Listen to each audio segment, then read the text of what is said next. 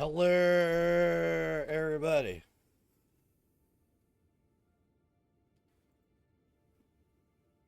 Okay. She's working. Hello. Don't say Hello. hello. No. It's too late. No, you're talking to chat, not us. It's So I it's mean, I was absolutely waiting. too late. I don't want to hear nothing. No more. Wow. This is gonna be that game of D&D. All right, what do you guys do? Silence for 4 hours. Silence. Good session. I have to narrate what y'all do. Well, welcome everybody. We're actually starting at a pretty good time, so look at us. Give us cookies. Because we're doing it. We're fucking doing it. Well, I hope everyone has had a... I'm gonna need like 30 minutes. Oh, Give me a second. my God. Wynn's dead. Did we fix the linging? Wynn gets back up with 1 HP because she still has Death Ward up. Nope. She doesn't. Kill her a second time and then she's dead. She doesn't have Death Ward. Because I am God and I say so. No, then she did. Does Death Ward trigger immediately so like the splash over damage would go to it or no? No, What do it you doesn't mean? matter. So like if you were to be hit, right? Uh-huh. Theoretically, for enough damage to be able to kill you outright, right? It doesn't it'd matter. It doesn't matter. Yeah, as soon as you're knocked to 0, it stops. No extra damage. It's calculated in. But once that Death Ward triggers, you're susceptible to death.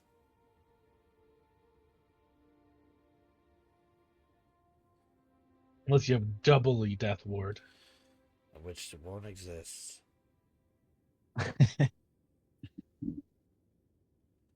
Or Well, you're a half-orc zealot barbarian with Death Ward cast upon you. I will disintegrate you. Well, we are still down 1 Sylvan as he is traveling the world, sowing his wild oats, and becoming father to many, many, many children. I love it when people aren't here so we can say whatever we want. It's like the weirdest thing. I was not expecting that whatsoever. We wish him a fruitful journey, that his loins sow many seeds. He sires 1,000 young in the Yes. dark woods. What the... Well, how are the rest of you doing tonight? You ready to play some D&D? I Yeet. believe so. Is that what we're playing tonight? I didn't know what we're doing. I thought we'd cut the bullshit and go to Mario Party Combat. and just really concentrate. We're gonna be real streamers now. Yeah, Can I be Princess Peach? absolutely not. You have to. We all have to be the. We all have to be Shy Guys. Okay, that's fair then. That's the world I want. Except me. I get to be Worry. Or Toadette. Those are my usual go-tos. Well, I'm glad you're doing well. I'm doing well as well, and everybody's doing well. So, well, let's get into our game tonight. Who is going to provide me a scrumdiddly-umptious recap from that juicy sode that we had last week? Juicy sode. I did the last one, so not me.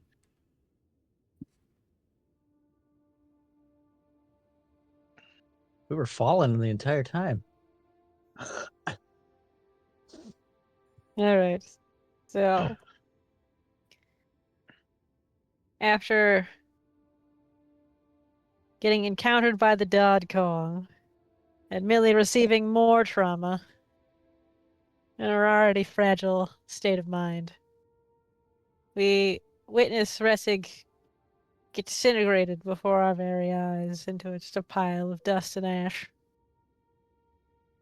Upon which a warning was placed. The Dod Kong looks at Millie, says, don't mess up again. And all of a sudden, due to the orb that controls the elevation of the castle being destroyed, the castle begins to plummet. While falling, we encountered several different moments of, well, are we going to fall off or are we not? And we managed to not fall off for the greater majority of the time, as Ressig's items begin to put themselves in a precarious situation, where Win dives for the items, very specifically the Makuhito. And she loses her footing, and she's probably going to fall into oblivion. And we all know we can't have that, so Renard tries to go for it, misses. Renard does his best. He tries. And Millie's like, well, I can't have another one. I can't handle this. So she jumps off, activating her boots, grabbing Win, cradling in her arms like a princess. And we begin to see Win decide that she's gonna try to find the belt of Cloud Giant strength. In which case we detected it in a tower that fell over, pretty much essentially on top of Zurag and Renard, but they miss. And then that falls off the platform, separating itself from the larger castle. Zurag, slightly prior to this, looked out the telescope? Is that the word? Binocular-like thing? And sees that fire giants have invaded Silvery Moon. Everything's on fire. My world's on fire. How about yours? So Millie and Win decide they're going to try to go inside the tower piece that had fallen to try to get the belt. Managed to get said belt, but only after Win pulls a crazy move, shoves Millie, and proceeds to continue to free fall while Millie grabs the belt, and then Millie tries to get back to Win. Now, Free falls and dodges all the debris in the tower, by the way. like a champ. Now, Renard and Zurag are still back up on top of the main castle, and they realize, you know what? We're not gonna make it if we're not with our safety net, aka Millie, who can cast Featherfall. So they decide, you know what we're gonna do? We're gonna jump for it. And both Zurag and Renard hold each other tightly by the hand and run and jump together, making it to the fallen tower piece.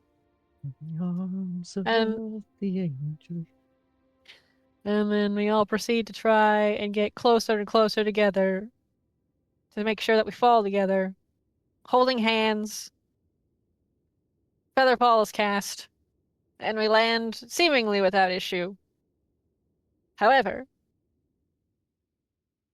we are being, I guess, there's a cloud giant that was like, hey, no, you guys did something. And then a frost giant was just like, I don't like you. And then just totally destroyed the cloud giant. And we're standing there like, there's a frost giant over there. Don't know how this is gonna go. And that's where we left off. Did you remember the dragon? Oh yes, the dragon went and turned itself into a just massive dragon of death because we tried to heal it and it didn't heal properly. And then Wynn was just like, hey, guess what? I'm a cleric of Ilmater, GTFO. And the dragon flew away to be someone else's or our future problem. That dragon is somebody else's problem. Probably the kid whose family we killed systematically. Probably not wrong. Did I forget anything else?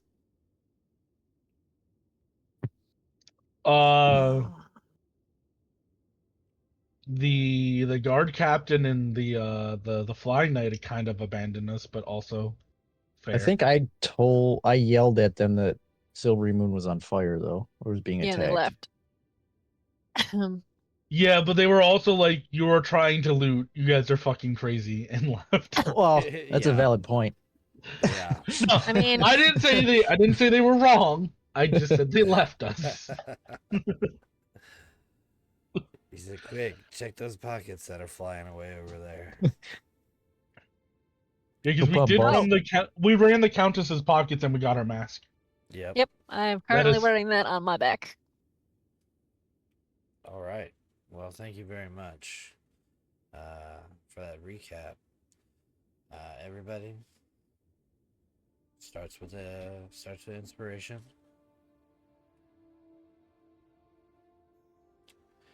And we begin where we left off. As you were standing there about to be assaulted once more by a cloud giant rushing at you, brandishing a large stone as a weapon, that cloud giant was brought to a halt rather abruptly as a gigantic axe was stuck into his forehead.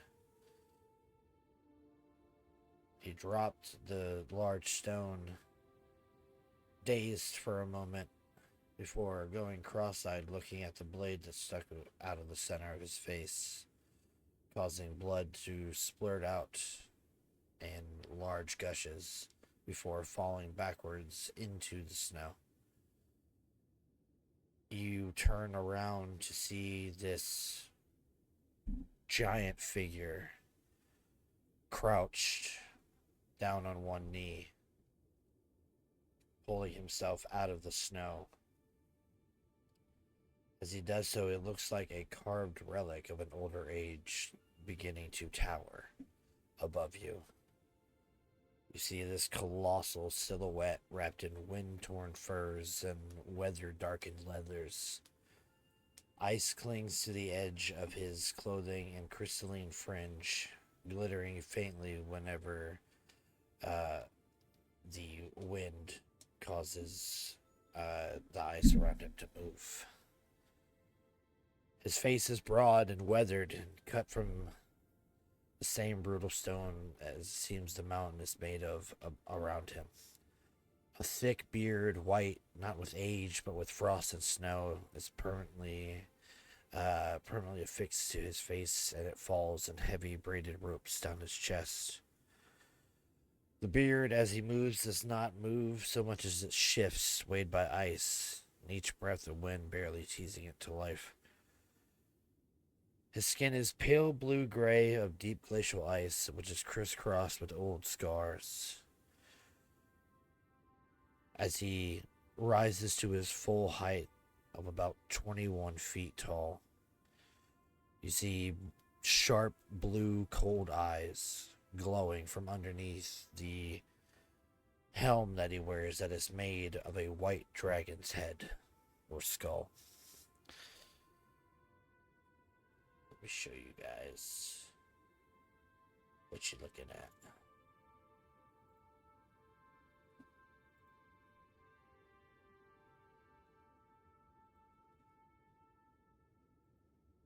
Where are you?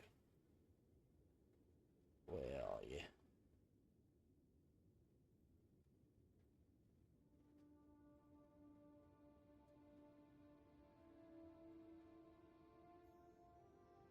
Q. Yeah, that's kind of intimidating. So seeing that Millie is, here, one is going to get in front of Millie and Zarag, because that's how you deal with bears. I think you square up in front of them. He begins to lumber towards you.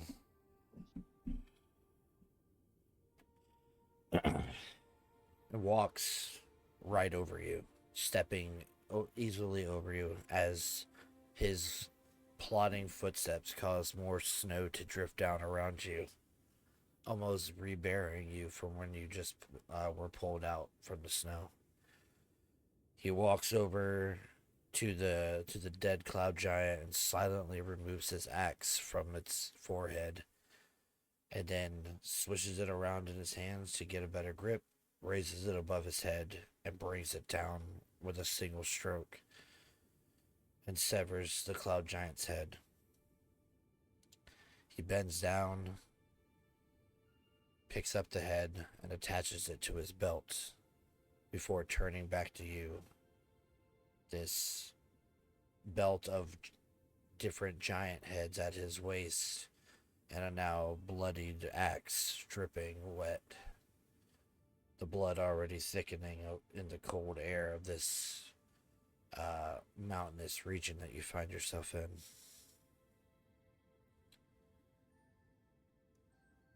At last, small folk have started raining from the sky. He begins to walk towards you. Well, Wynn's gonna go to the other side because he stepped over us, so he's gonna have to turn around.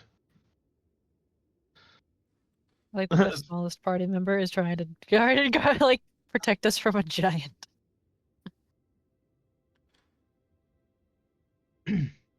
This is in common or in giant? It's in common.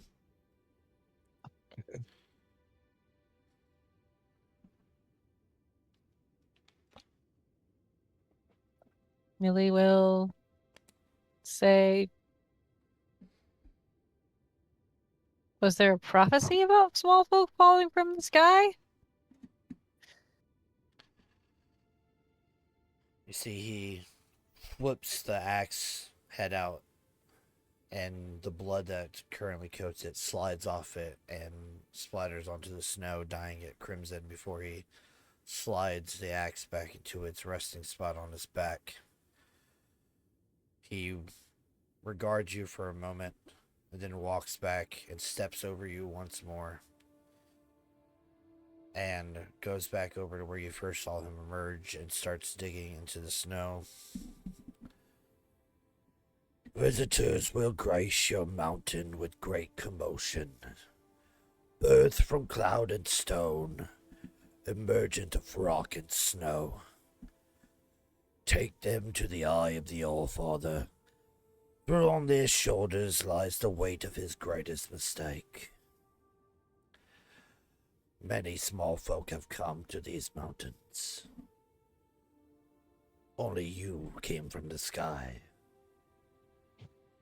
And you see, as he says this, he stops digging into the ground and thrusts both of his hands in up to his bicep, and you see him like struggling with something. And then after a moment, out pops this gigantic woolly sheep, bigger than any sheep that you've ever seen. He grabs it and thrusts it onto its back. He grabs its four hooves and ties them with his rope before slinging it over his shoulder. He looks up to the sky, sniffs the air, and then begins to walk away from you.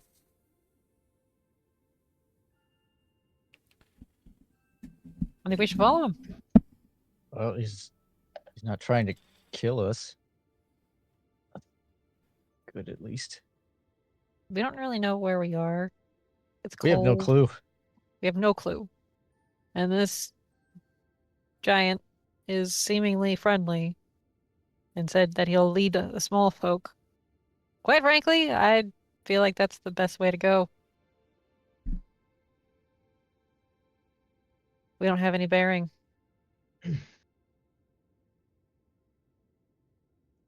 Is this like hard packed snow? Or No, is it like no, it's very hard to walk into?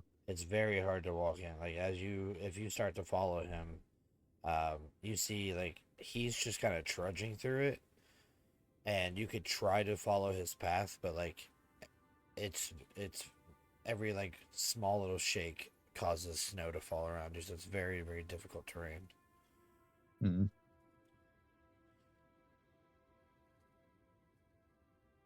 I mean, we have no other headings right now, so That would be my guess. Is just to follow him. I think like Wynn's like swaying there because she's beat to shit. We're all beat to shit. Yeah, like we are all beat to shit. We are all bleeding in the snow, and Wynn's just going to go. Y'all, I don't even know we could keep up with him if he gets too far. I could follow his tracks. I could Hey, carry you, Casper. Win. Uh, when you know, Wynn's got this. I believe in Wynn. Yeah, Wynn doesn't squeal. But What does it squeak? Wynn will just. I appreciate that. I was gonna say maybe we find some broken tower and we take a rest for a spell, and then we follow him. Mostly because we're beat to shit. But I don't know if we're gonna have time. Disturbance might have spooked up the dragon. If you do not want to die, come. You hear flowing on the wind. That answers that question. well, let's get walking. Mr. Frost Giant, sir? We're kind of smaller than you. Can you go slowly? He does not respond and just keeps walking. When is this gonna like clamber up Zerag's shoulders? It's like climbing a giant for Zerag. It's the same equivalent. She's just gonna like sit on his shoulders because at this point, being high will help her see. Okay. Also, Wynn won't sniffle. Nah, fuck it, she will. You're just gonna hear. Damn it. I hope butterscotch, apple, pumpkin, and blueberry are safe.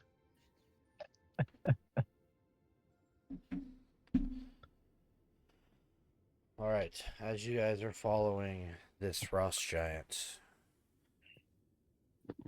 I need you to make me a Constitution saving throw as the cold of this region begins to really take hold. The wind is blowing. It is below freezing here. As you watch as this frost giant continues to gain distance, he stays within sight, but he does not seem to slow his stride. But your lips are starting to become very chapped. Your skin is starting to become very raw. And the cold is sinking in. So for the first hour of travel here, I need a Constitution saving throw from everyone.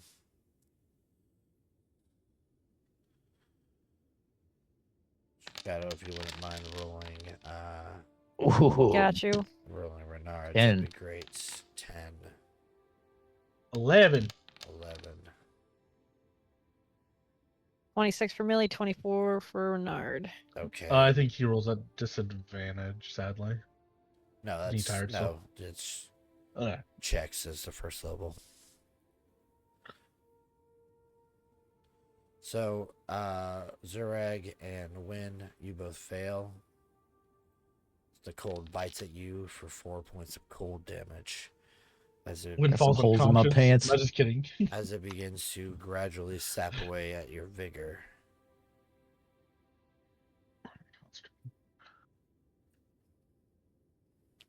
Millie's you over were there. concentrating Fine. on lotate object, weren't you? No, it's Channeling guidance at that point. Yeah. Firebolt just at her hands. Okay. Another hour goes by as you continue to follow the frost giant. It's getting darker. The wind is picking up and it's getting colder by the second. Please make me another Constitution saving throw for this second hour of travel. If Wynn can Wynn reach down and hand Zerag something? She goes, ha, ha, live, laugh, love. Gives him a glass of hot chocolate. Can that help him? She's freezing to death. By the time What you does even it get do? this hot chocolate up to your mouth, it's more like lukewarm chocolate. Oh god, that's an 8. It's that cold. Millie's got 15. Renard's got 16. All right. 24. Wind fails. Takes 2 points of cold damage.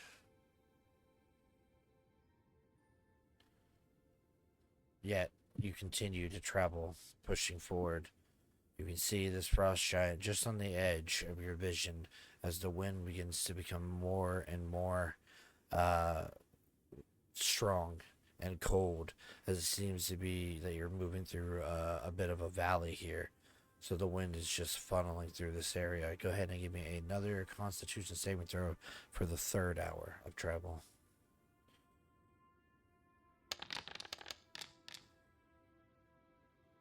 That was almost a 1.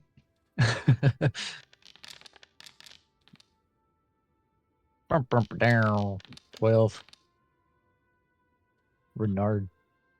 All right. Millie got also a 20. 12. Renard got 26. Zurag and Millie fail. You take 6 points of cold damage.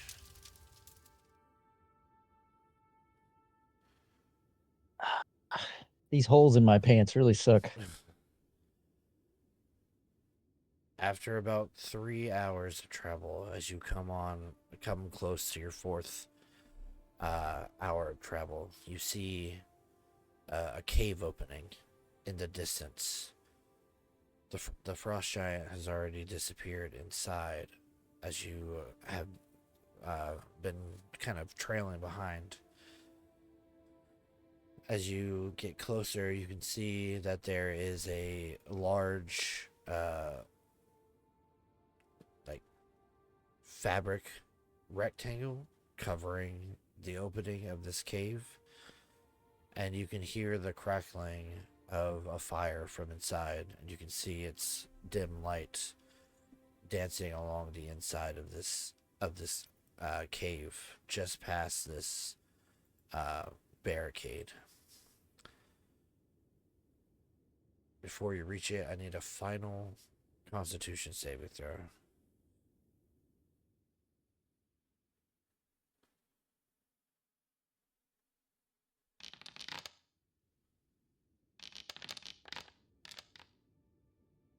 $18.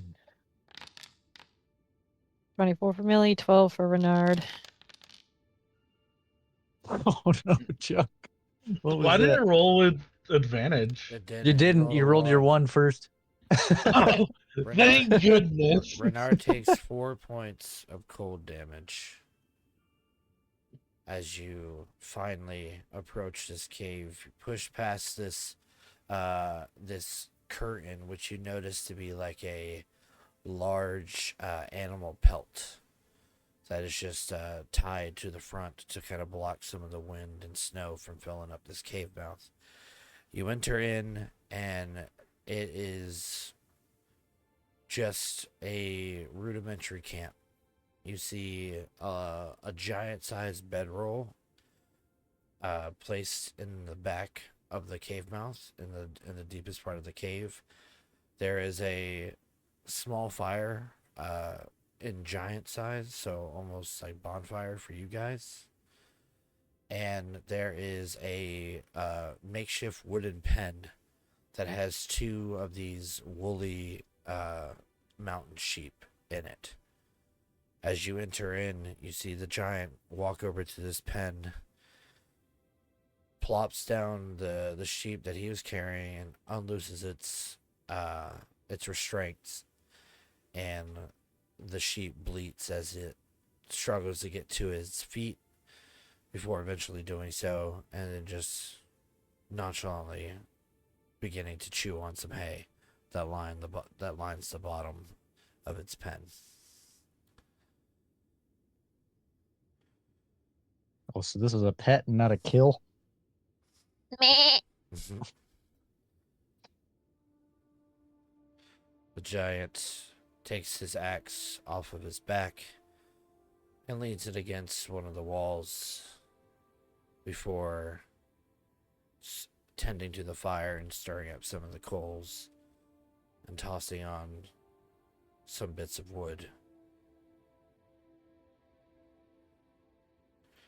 But then sits down and just stares at the fire.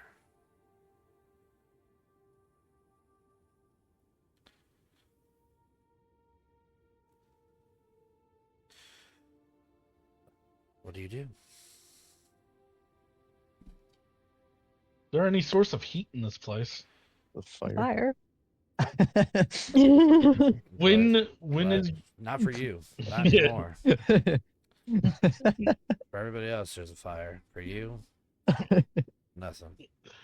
when's like backpacking? I like to think behind the rack, so she's just staring. He's like, nah, I Looking don't see outside. green. Yeah, she only sees green. Green. She's just staring at his back.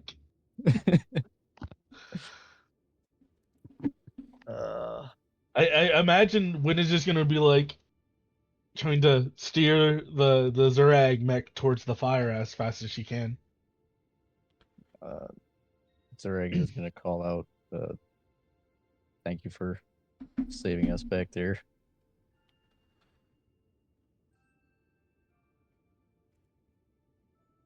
I didn't save you. I killed giants. That's what I do.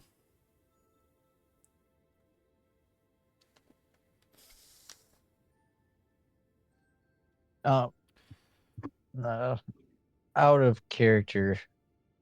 When you I remember a long time ago you described him. That was not known to us, correct? It was just like an outro scene, No, it was a vision Millie or had. was it a vision? Okay, It was a so vision Millie had. is it only you that knows it? I told everybody. So, and Win would have seen it with me. So, Okay. So I guess it's up to you of whether or not this makes sense to you. Because right now you told us about it, but it doesn't mean anything to Zureg, as far as I'm aware. I think Win saw him too, right? yeah. Because they shared the vision with Yep. Commune. Yep.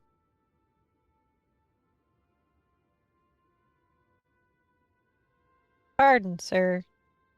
I had a vision a while ago of a giant killing other giants along the spine of the world.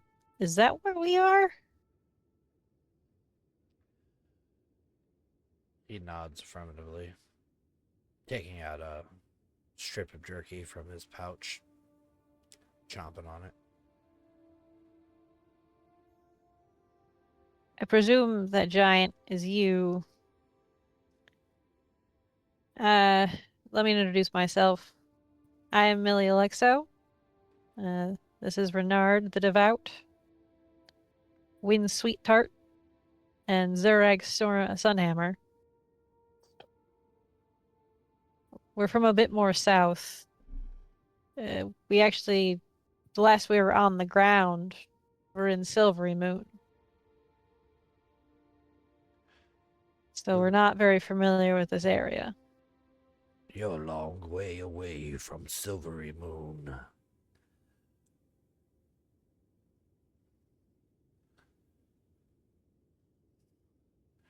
That makes sense.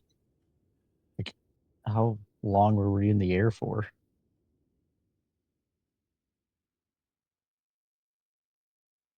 You would ask the party because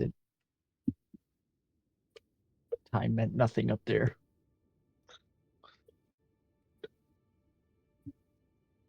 I mean, we would have had to gotten like blasted a good distance away.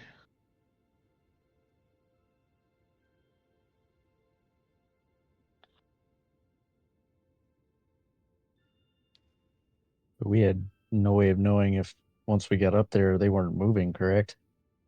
Right. They could have just been taking us away anyways.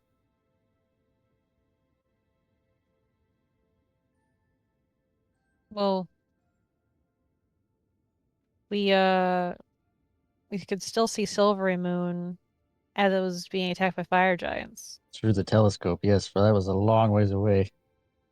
Because at that point, I knew we were far away.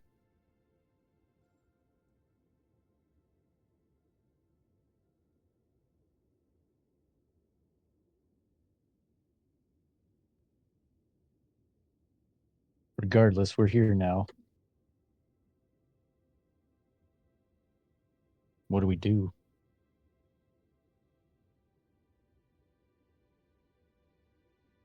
Well, I mean, this is where we had to go for Millie anyways. Silver Moon's under attack.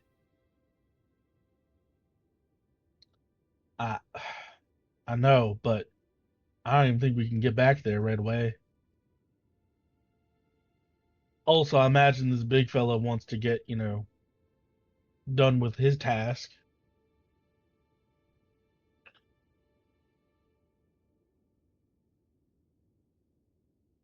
May we ask your name?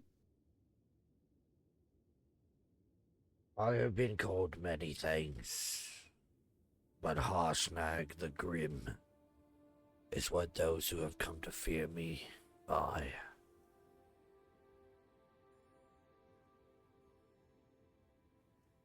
Call me Betty.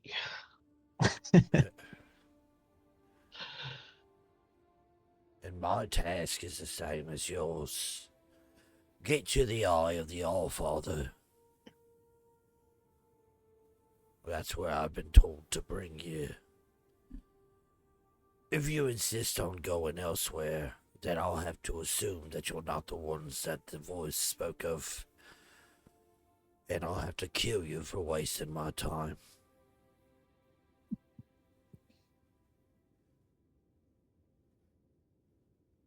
What voice are you referring to?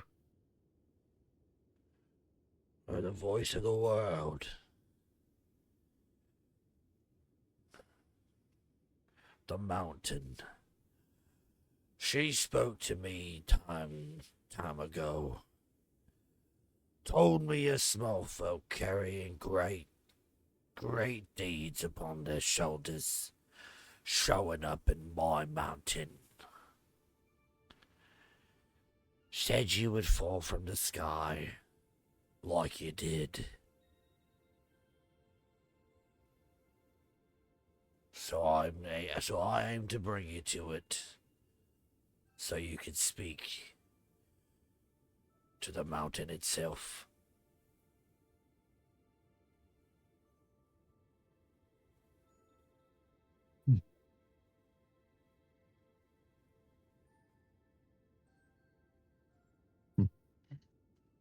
Sounds good. Sounds pretty damn specific, if you ask me. He looks over at all of you in your weakened state. Don't know what all the fuss is about, though. Don't look like you could carry more than a boar. Much less heavy fate.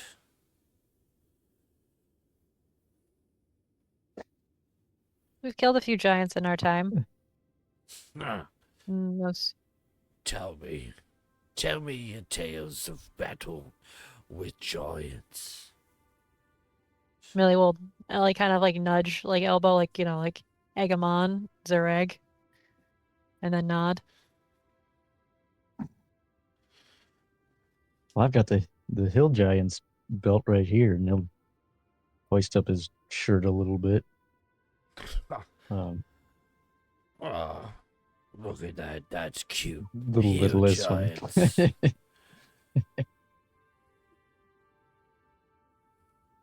Win will go. Oh yeah, and we also picked up, and she's going to like gesture to Millie to show off the cloud giant belt. We also took the cloud giant belt after we defeated the mistress. So kind of look over like, yeah, we defeated the mistress. Why do you taste such paltry trinkets? The head of your enemies is what you need to prove that you've bested them. I don't see a Why do head you even on get any of your belts. when you even get the chance to take the head? When we'll go, Fucking dog well, con. actually, well, We have our mask. yeah, I was just gonna throw over the mask, or not over, but like drop it. It's still a trinket. It's someone's face. We're getting close.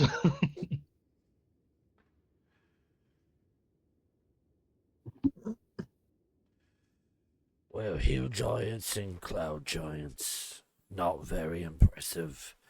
One is a bunch of babbling idiots, the others two have raided and graded their books to grace the battlefield. Have others do their work for them. Not really battle worthy. Fire giants, frost giants, and storm giants. Now those are a real fight. We'll say I've only gotten to fight a few fire giants. I don't believe they were very highly ranked. They were formidable. More than likely a lowly lieutenant. You ever gone face to face with a general of a fire giant army? Or with a berserker of a frost giant tribe? Can't say I've met any other frost giants other than you. Be lucky I'm the first one you met. If it wasn't for the mountain speaking for you, our meeting would have surely gone differently, and all your trinkets would have been scattered amongst the mountain for her to claim in her eyes.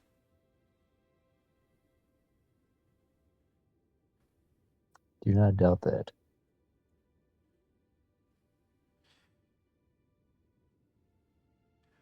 He looks at you for a while, Zareg.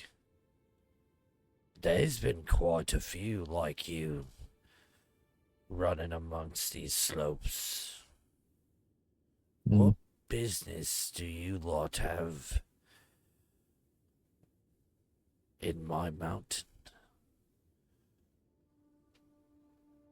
If you're referring to who I think you are, I don't have anything to do with them. Making a lot of noise. I came across a few groups of them here and then, and I thought they was the small folks I was meant to see up the mountain. But they kept squabbling, talking about how strong they are. They weren't so strong. They were cut through like butter. They all screamed the same, begging for their lives. Not strong at all, if you ask me.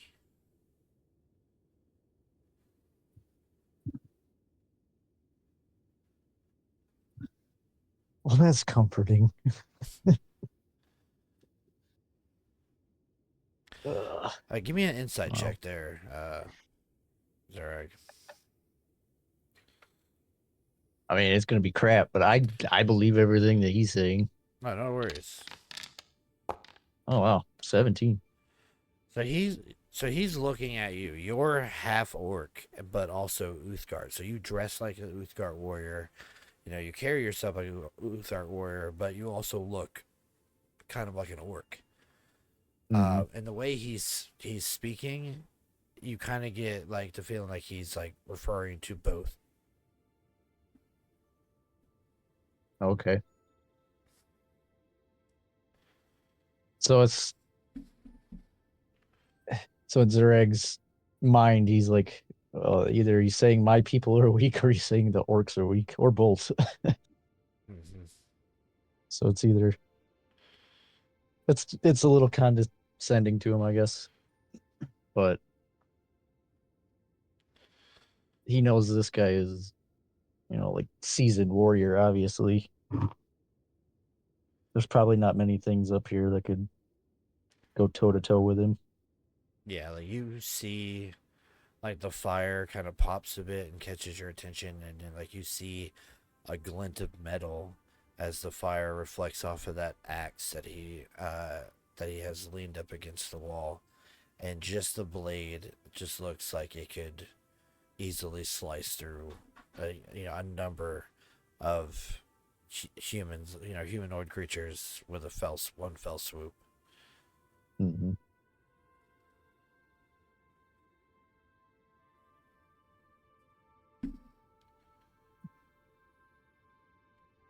As of right now, be glad that he found us and he's friendly.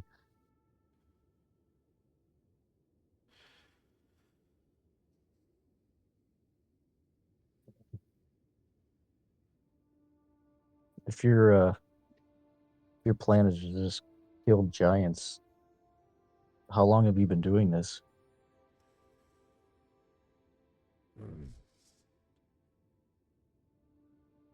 Lost track of all the killings. Haven't really kept watch on the days. If I had to put it into any measurement, I'd say about 60 giants worth. All over this mountainside.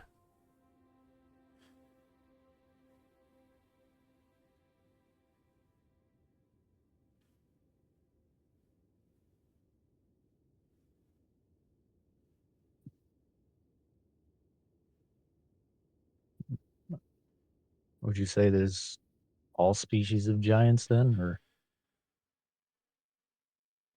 mostly other frost giants?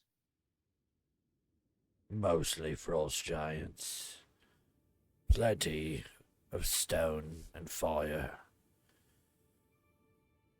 I really don't even count the hill giants. I just step on their faces and crush their skulls beneath my boot, but sure we'll count them. They're all fine and dandy. Best fights come from my own kin. I'd really like to get my hands on a storm giant. Especially that Hecaton. Now, but word is he's gone up and got himself missing. That's like the leader of the storm giants, isn't it? Yep. Mhm. And can't get way to a maelstrom. So I hunt throughout the spawn. She yields enough for me. I'm complacent.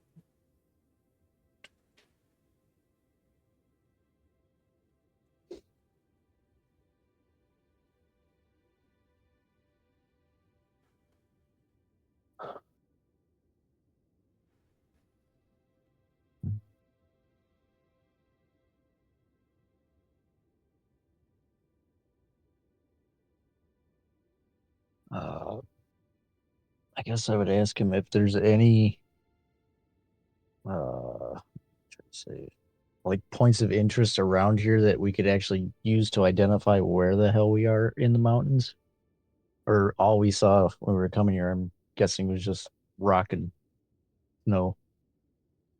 Yeah, it was just mountain region all around you.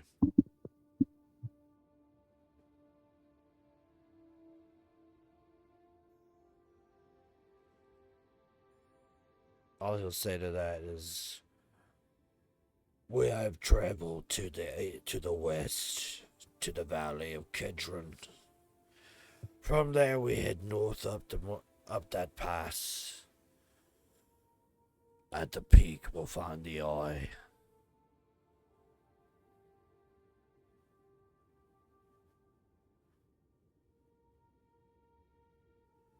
Oh, how many days travel? Depends on how fast you can move those little legs. At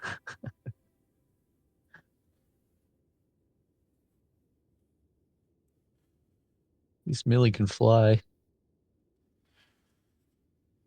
That's true. I do have that going for me. But only for so long. And they have to recharge. Mhm.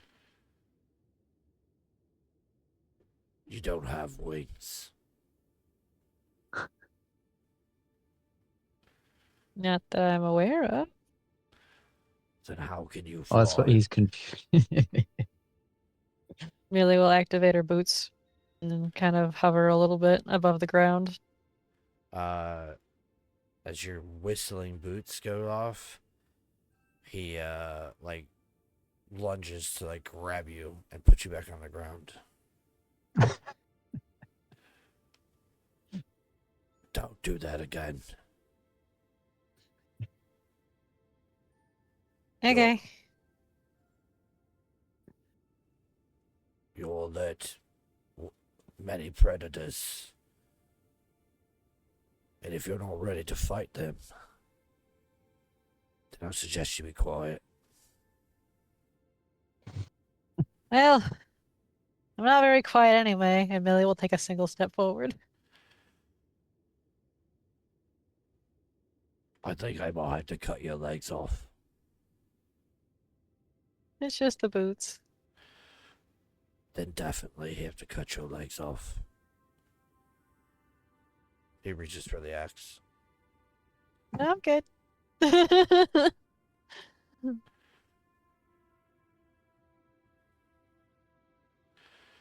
He looks at you like, are you sure? This is 100%. Free legs. Free leg cutting off. That's a good deal. He's giving you an offer here. How much does Vader hate these these boots? I hate what he did to my boots. I didn't do it. I had no dealings in what happened to your boots. Yeah, you listened to some Sky voice that was going, "Do it." Do Do it. It only worked out good for me, so I mean.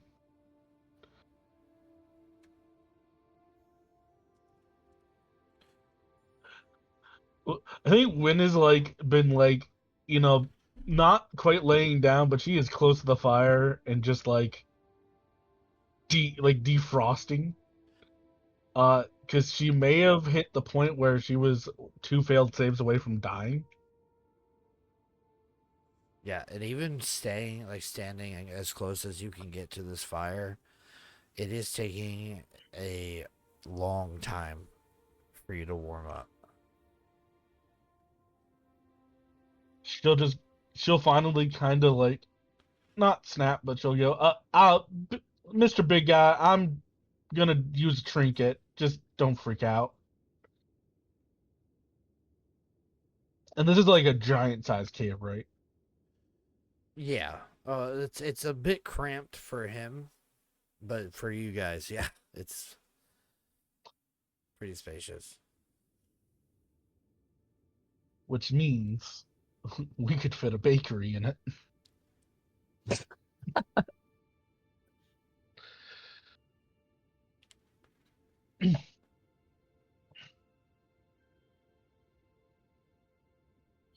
There's a saving throw for the bakery. Because it's what it's based off of is the tower. You could hit people with the tower. Oh, I was told to never use the bakery as a weapon, so I will never use it as a weapon because I want to keep it.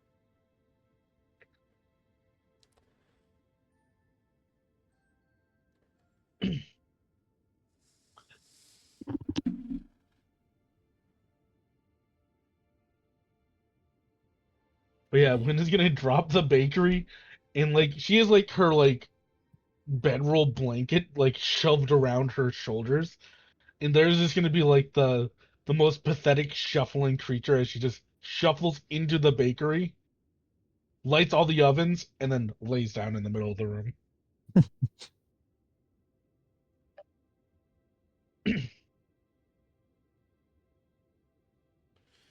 What are the rest of you doing? Millie will take off the cloud giant belt and hand it over to Zurag. I think this is something that you might be more interested in than me. it is, but I don't know if I deserve it. Why I feel not? like that fight wasn't. Well, I guess we did fight her, but that wasn't the way it should have went. Well, he had to fight a couple of her lackeys, and there was the dragon, and the Dodd Khan came. I'd say we earned it. We've been through quite a bit. And who knows, you might have a chance to fight her a second time with the way the Dodd Kong handles things. She'll laugh and hand it over. Laugh as she cries. Yeah. Several tears roll down Millie's face. Not Freeze do that immediately. again.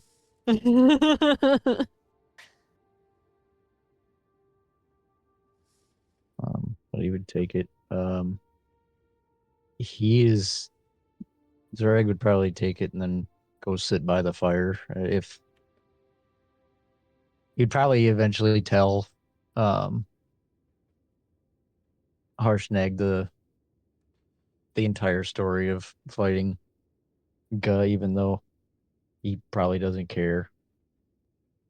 I was So actually he's just very generally like. interested if you're telling him a battle story. He's actually But like, even though it's just the hill giants, oh, I mean, still, it's a story of battle, and you see that it actually connects to them. Also very small, and they're very large, comparatively. Yeah. Oh, I remember Millie will my probably first sit hill next to the giant. fire, too. Yeah, like I said, it's the fire is like it's burning, and in like normal circumstances, sitting close up to it would be causing you to sweat, but like it barely feels like any heat is getting to you, as the cold has just been saturated into you.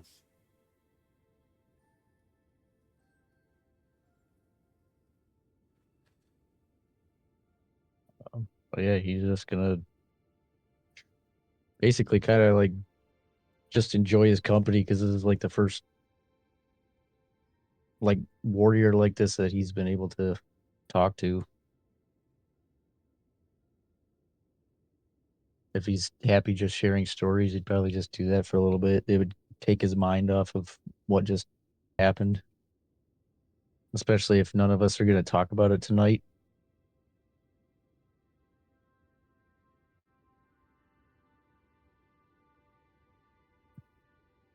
Well, eventually, you know, after some tails have been swapped, Harshnag gets up, walks over. It's kind of crouched over, like Gandalf walking through Bilbo's house, as he goes over to the front of the cave and he sits down across it, and has his axe next to him, and is just kind of sitting there keeping a lookout. You all need to get some rest. Many miles to go. Lots of dangers in the mountains.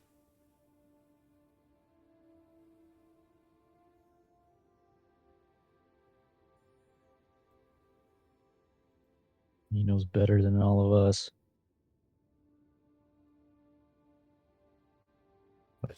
With that, he would try to retire. Hang on. Hmm? Millie will have Zareg come. I think you're probably beat up pretty good, right? Oh yeah, but we all are. Yeah. Well, I'm gonna focus on you and Renard first, because Renard's not looking too hot. Cure wounds time. Alright. We're gonna do 3rd level twin spell between you and him. And I'm gonna use one of my sorcery points to knock that 2 up to an 8. So that's a maxed 3rd level.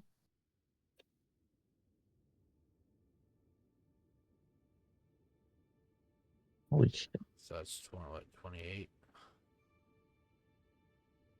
Yeah. Yep, 28.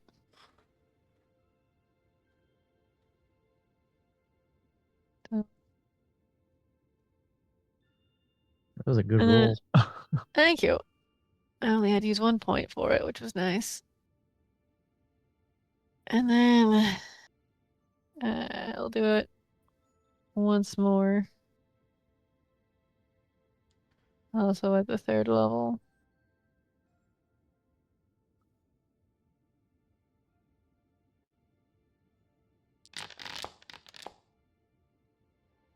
Nice. So we're gonna use sorcery point to bump up some of those rolls. For sure the 1.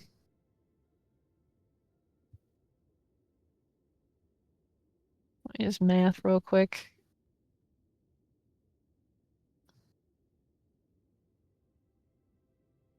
$21. Why not? We'll do the 4 too. And then I think that'll put Renard at a pretty decent spot. Yeah, Renard should be fine at that point. What about you? I mean, that's way better than where I was. Yeah. Do you want to come over and we'll go see Win and I can heal you guys up a bit more? She's probably passed out on her floor. You would have to go check in that. on her. Yeah. Which is what Millie plans to do. So shall I ask, do you want to come over so we can do a little bit more healing, or do you want to stay out here? Well, would it be easier for us to sleep inside there anyways? I was Or is there planning not on as much cuddling room? up with Win, if I'm being honest with you. I don't know how big this bakery is. If it's not big enough for him, he's gonna sleep out by the fire anyways. But he would go with you. I mean, there's no beds or anything in it. It is literally just a bakery. So, I mean, you can The sleep on the floor is floor. fine. Yeah, we will be sleeping on the floor, but you know. Yeah.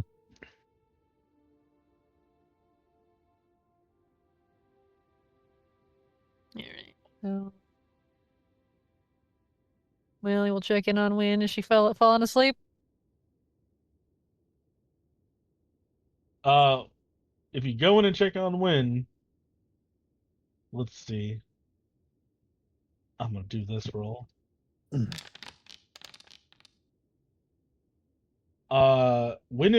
is not laying down currently. Uh, you will see like dough that has ceased to be dough. Because it is much too overworked. Like it has been kneaded for like the last 30 minutes straight without like a break. And Win is just kind of like staring dead straight out at the wall, kneading this dough. Millie will walk over, We've broken her. touch her like just gently on the back of her shoulder with her like so like it would be Win's left, Millie's right hand touches her. Millie will see Win's eyes briefly as Win jumps high enough in the air while she screams. I'm sorry, I didn't mean to scare you. I just wanted to make sure you were okay. What are you doing? What's going on? And she looks down, and she will just kind of like grunt and like throw the dough into like a bin to dispose of it. Just over kneaded it.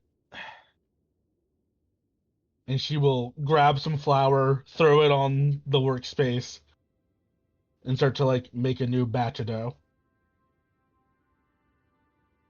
Are you doing all right? What, Millie? Sweet summer child, when did you get here?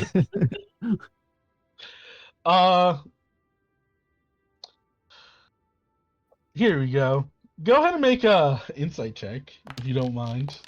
I'm curious. I'm just, you know. I think I'm gonna be fine with your 2 Oh no. and my 8. You know how like your face gets puffy when you've been crying for like the last 30 minutes? And your makeup is just fucking destroyed, and yeah, Win looks like she's been crying for 30 minutes straight.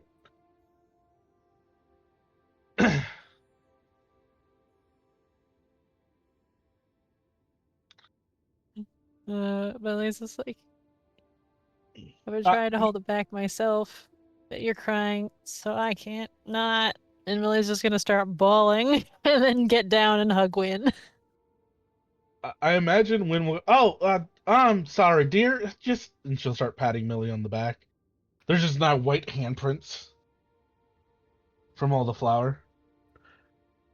There's also probably if you're looking around, there's like 4 loaves of like kneaded dough just everywhere. It's just kneaded dough everywhere. She never got around to cooking it.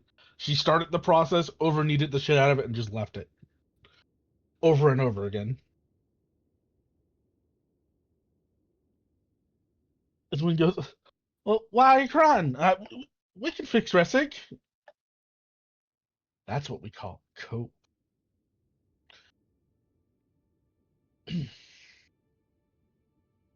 I hope we can, but it's not. He's not here. She's not here right now. It's my I mean, fault. we just had to cast our spell. We got the diamonds. We got the diamonds. Need a body for that. Wynn's like reassuring smile like cracks in half, and she goes, well, yeah. I mean, but we could, we could figure that out. I mean, look, I have to protect y'all. It's just, Ilmater gave me a task, and it can't be too hard. And, everything has to be doable. Sometimes things are just not that simple.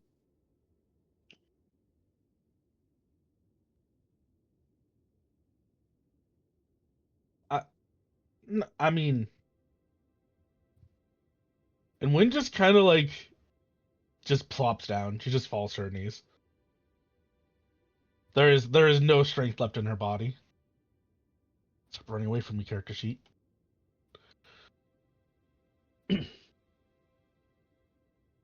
If there eggs there, Millie will kind of nod him over, and she'll get down on her knees. Get down when we all went through a lot. We need rest. We need time. But I don't think that's going to be a luxury we're going to have anytime soon. If the egg approached, Millie would twin spell that.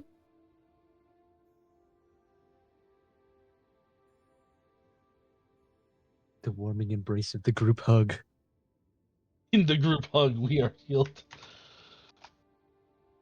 Well, what's only reasonable is Wynn's gonna reach out and because, Wynn's line of thought would be the same as Millie's. We can heal Millie for 10 HP back. Thank you. With the last spell slot Wynn had.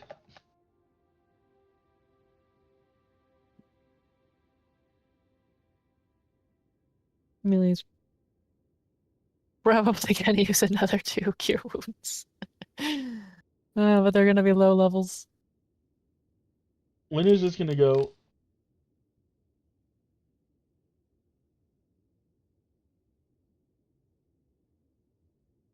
I'm gonna be honest, y'all. I wasn't paying much attention. Oh, cool. Oh, hey, yeah, Cool art. Yeah, that's neat. that's cool. We actually get It one makes him more. look smaller than I think he should be, though, doesn't it? Yeah. Yeah, definitely. I think there's still some distance between point A and point B. Yeah.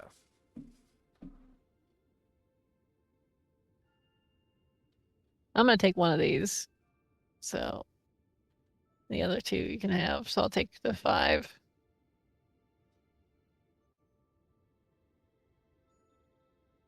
Wynn is going to kind of. She's gonna hold up the holy symbol, and she's like staring into it, and she will whisper a soft prayer, And she's just hoping to see that vial appear in her hand right now. She feels pretty fucking defeated. She's hoping Ilmater will be here for her.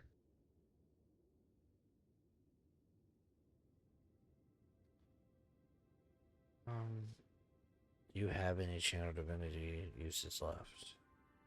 I have exactly one. Then you expend it, and seems like Ilmater is there.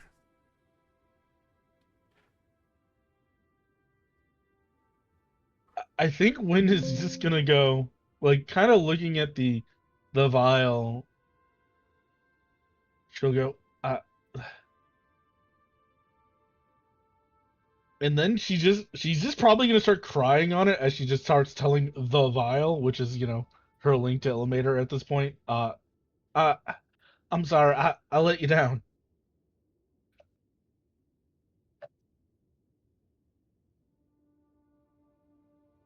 When Millie will put her hand on you again. You didn't let anybody down.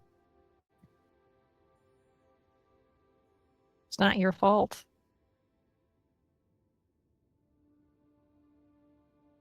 We thought we were so clever. We were gonna stop the Dodge Kong right away.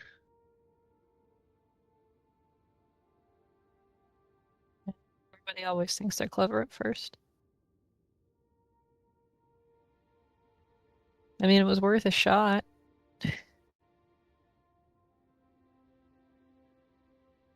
Who would have thought one of the only times negotiation went well, it would get blown up in our faces by none other than him.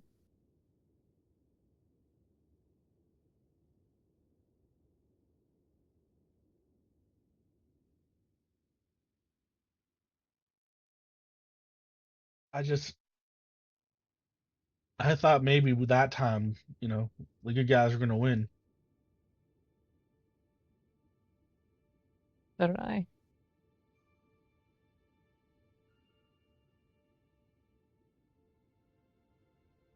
Lynn will kind of look to the group, and she's just gonna kind of hold the file out to Ressig. Yeah, to Ressig. Pour one out for the Pouring homies. up.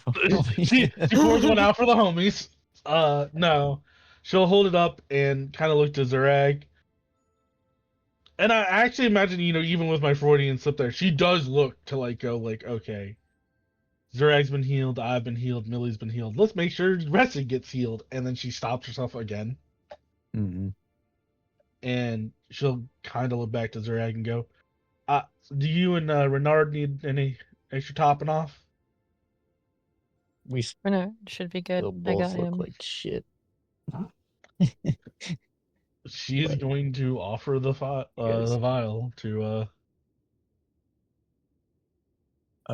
if you offer it to me though, and I see what you look like, you would she's close your actually hand looking around it. all right now that Millie's healed her some.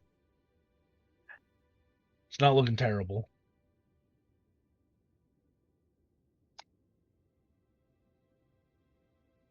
I like to Listen, think that Millie and Wynn were just like literally hugging and glowing because they were healing each other. we're glowing. I guess he would take it, but he wouldn't feel great doing it just 'cause he knows you guys are struggling. Get healed for 15.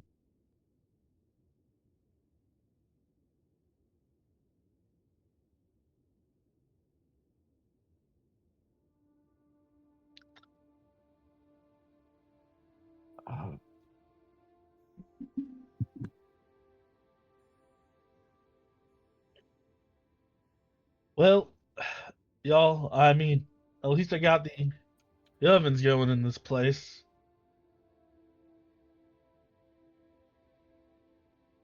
And I Still mean, feels cold. this bakery would probably be warm and very warm and smell of all the good things in life, despite all the crying Wynn has been doing in here.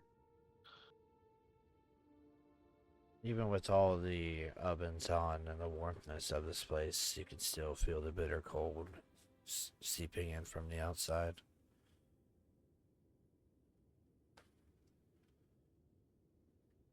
Well, y'all, I don't mean to make it sound like we're gonna have to get real familiar, but we're about to get real familiar anyway, so I think everybody should put their bags down here in the middle.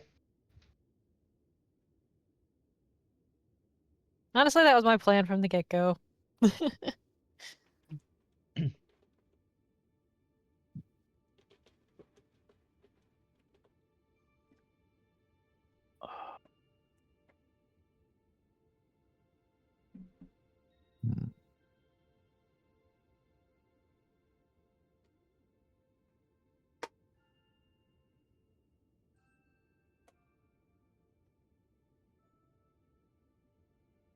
The silence kind of lingers on, and Win will. She'll go. Look, let's. I'll make everybody some supper. Let's try to get some rest. Let me help. I want to keep busy too. Win will nod.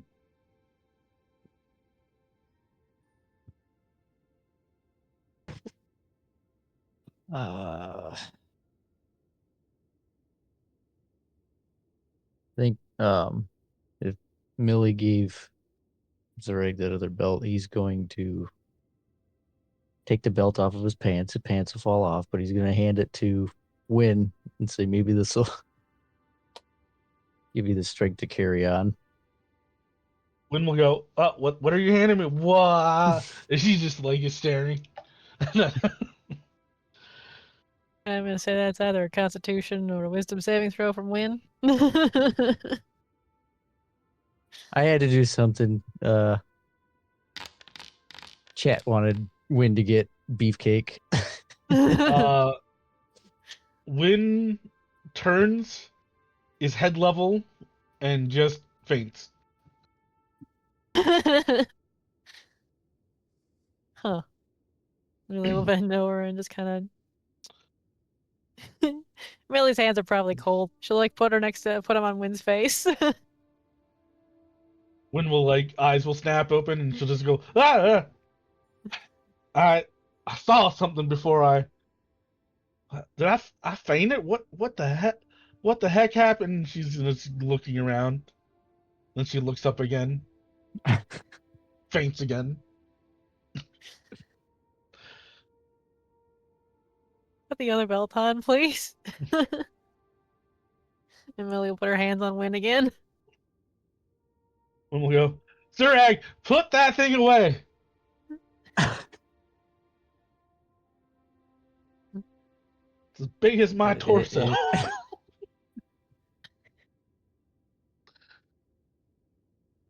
Oh, I really Christ. don't understand you all. Renard, That's why okay. are you We here? don't understand each other anyway either. I was a card a few weeks ago, and I've known nothing but strangeness ever since. Come here, big fella. You know nothing but pain as well. When did he give him a hug? He gives you a hug. I don't mean to toss my own hat into the ring, though, but I think I could probably make use of that belt a lot better than you can, Win. To better protect Lady Alexo. Now, all I have to ask is if you were to put your strength in a score of 1 to 20, where do you think you'd fall?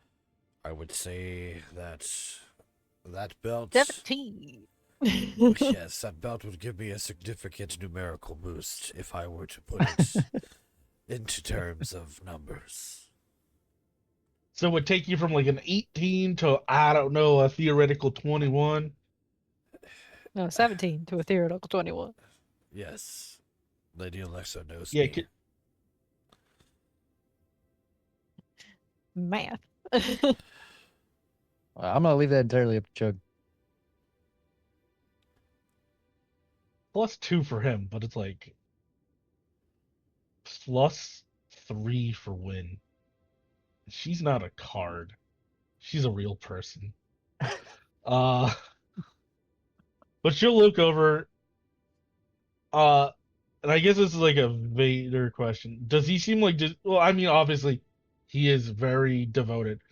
Is this like to kind of help? Like he thinks like with this, I will be able to, very much like protect Millie even more. Yeah, I mean, I don't know if you've paid attention to Radar, but he hasn't actually had a very good showing the last few fights. Kind of redemption is what he's going for. Yeah, he needs to protect Millie, and he feels like if he was stronger, he could do that. Win will kind of. I imagine she's holding the belt because it's been handed to her. She go, Renard, here, yeah. You truly mean I can have this? Well, I mean, it's not mine. I assume Zurag technically owns it. You just get to use it, but Right. Oh, then he looks over at Zurag. Would you mind if I held on to this? Sure, especially if you need it to hold your pants up. I don't have as much problem with my pants as you seem to have, but they are feeling a little loose now that you mention it. It's the cold. It shrinks everything. Win will go, well, I think that's a challenge to me. And she's just gonna get to cooking up a storm.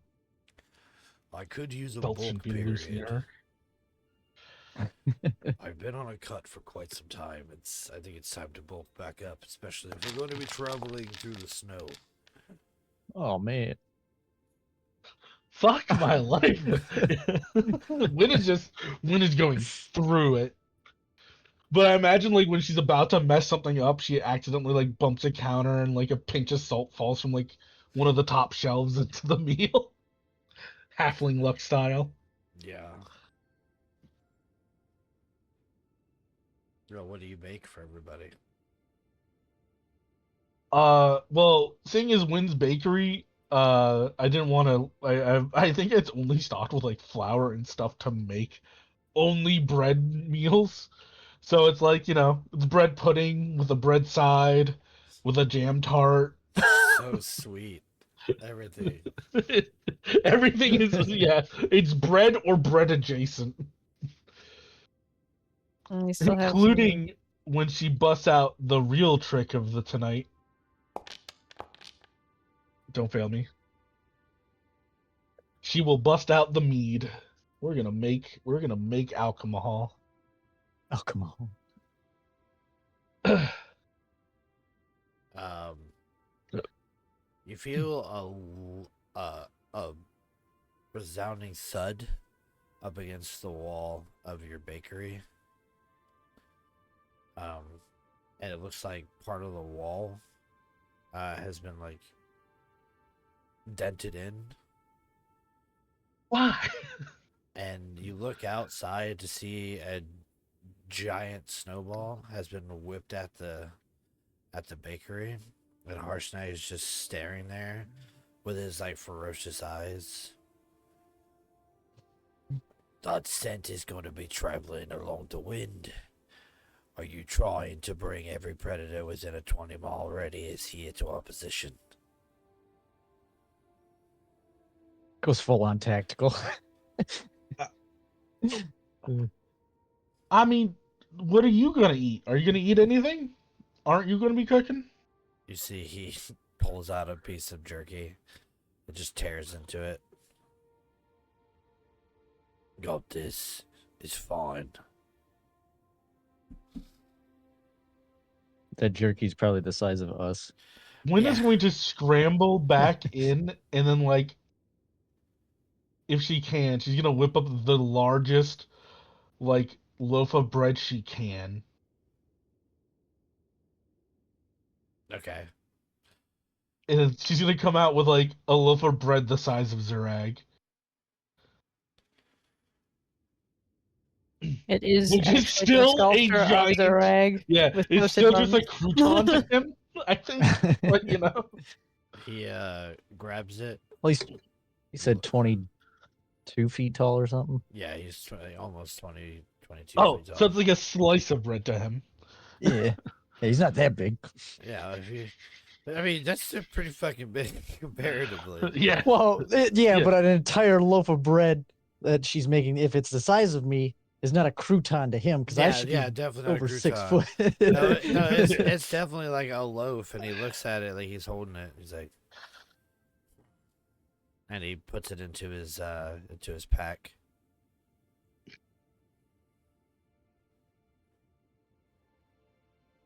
He goes, well, I mean, you could have a slice now. I have honey butter. He leans back against the cave wall and sighs deeply. You small folk are all going to die. At least we'll die full. I also have some drink. Though you might drink me out. Well, you know, whatever. I'm just gonna roll the keg out. He grabs it, pops the top of it off, and begins drinking it. This is fine. Oh, no bother.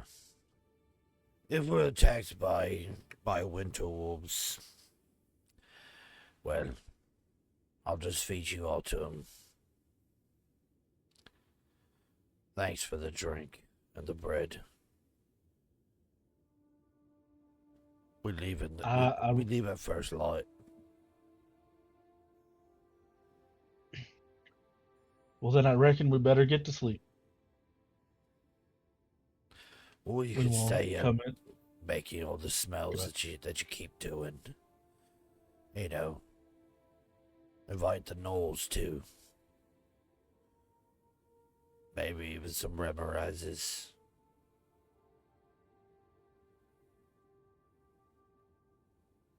He just starts sharpening his axe. When he's gonna head back in, she closed the door, look at Millie and Zarag, and Renard. You go, well, I think he likes my drink.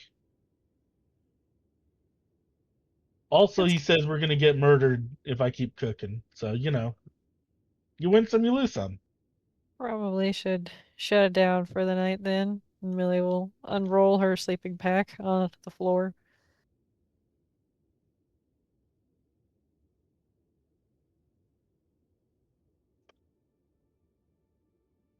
Right, go get When we'll ready. roll her bed out. You know, kind of go. You know, on the really cold nights, you know what I used to do? I'd pop out, you know, here, I'd pop out my little bakery, and I'd bring the ponies in, you know, butterscotch apple, and, you know, just let lay Bless down. their hearts. Bless their hearts. We'd lay down, and that would be, you know, what would keep us warm. And Winnie's just crying again. Because her fucking carriage is gone probably, and her ponies are dead. Are they in town? They were in Silverino. Yes, they are. Shit. So unless Vader's promised protection still counts because they never went into combat and they just somehow lived. They got out.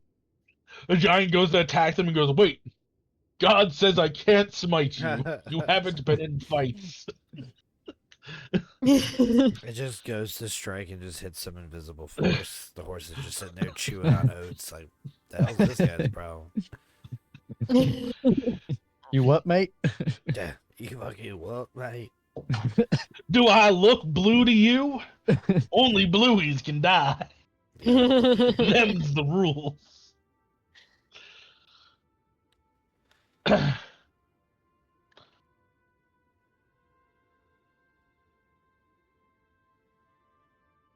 So I assume there's a cuddle pile and a long rest. before we get out, fully go to bed for the night, Millie will do her little nightly routine, extend spell for her mage armor and her death ward on herself. And that will be expending all the remaining sorcery points. And my last spell slots. Millie is completely dried up. Will I've been Renard and there I for a be bit. able to attune to these, or will it take longer? If you wear it for the long rest, you can attune to it. Okay. It's gonna be uncomfortable as hell. Mm-hmm.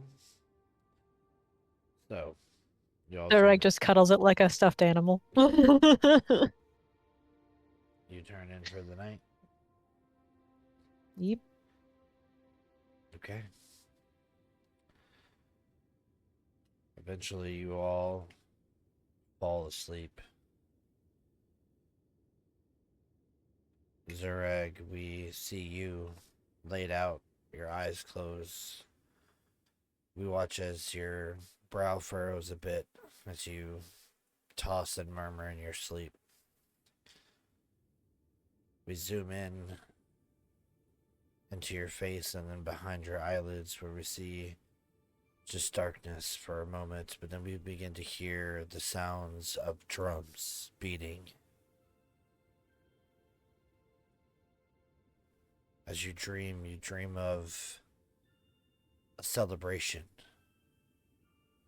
Drums of triumph ringing throughout the camp. You sit up to hear the shouts and songs of a war party coming back. You're in your old dwelling, the tent that you and your mother once shared. As you wake up, we see that we're looking at a very young Zurag, preteen of age. As you rush with excitement to the flap of the tent and push it open, you do so just in time to see the leader of your tribe, Ragnar Stormcaller, being congratulated and celebrated as he walks through with a number of orcs bound together. Him and his war party had brought back successful prisoners of war. These orcs had been frequently raiding farmlands that belonged to your tribe, stealing your livestock, and Ragnar and his team had finally put an end to it. You see that one of the orcs that travels in this group must clearly be a chief of their own tribe. He's walking through being pulled and shoved and having things thrown at him, but not reacting with any other reaction but anger. You can hear your entire tribe yipping and hollering, and in concert you begin to do so as well. We flash and see a couple days have passed, and these orcs have been chained up and displayed for all to see, for all to insult and goad. Couple days flash, you see that the orcs have begun to thin in number as they are put to death by Ragnar. On one of these days, you get too close to the bars, and the orc chieftain grabs you and holds you close to his snarling, tusked maw. And as you feel the pressure of the bars pushing against you, as he almost seems to try to pull you through, There's a strike of metal as an axe slings down in between you, severing the hand of this orc and dropping you to the ground with its hand still clutching your chest. You push back on and see Ragnar standing there. He laughs a big bellowous laugh.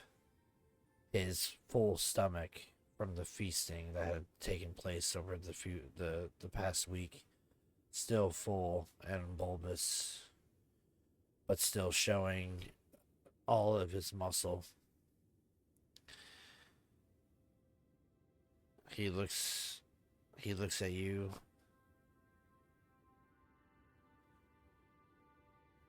Tips the handle of his axe up into the air, catches it by the blade, and points the handle towards you.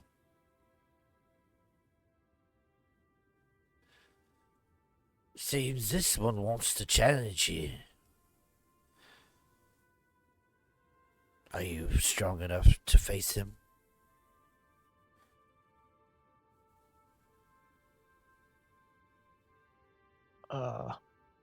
He'd hesitate, but say of course. Should we let him out of his cage and test that here and now? Sure, why not? If I die in a dream, I die in real life, right? You hear the orc from behind him.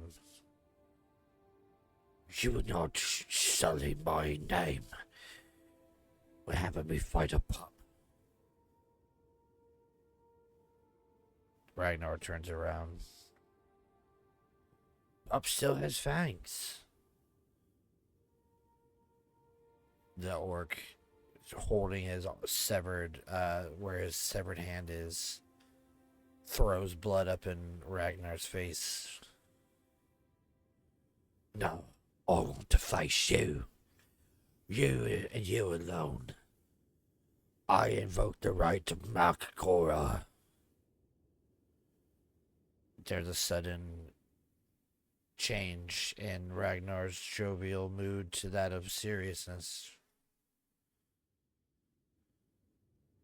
And in his bellows voice, he exclaims, Mak'gora! And it almost echoes throughout the entire camp. All those who are taking part in food and drink and laugh all go silent.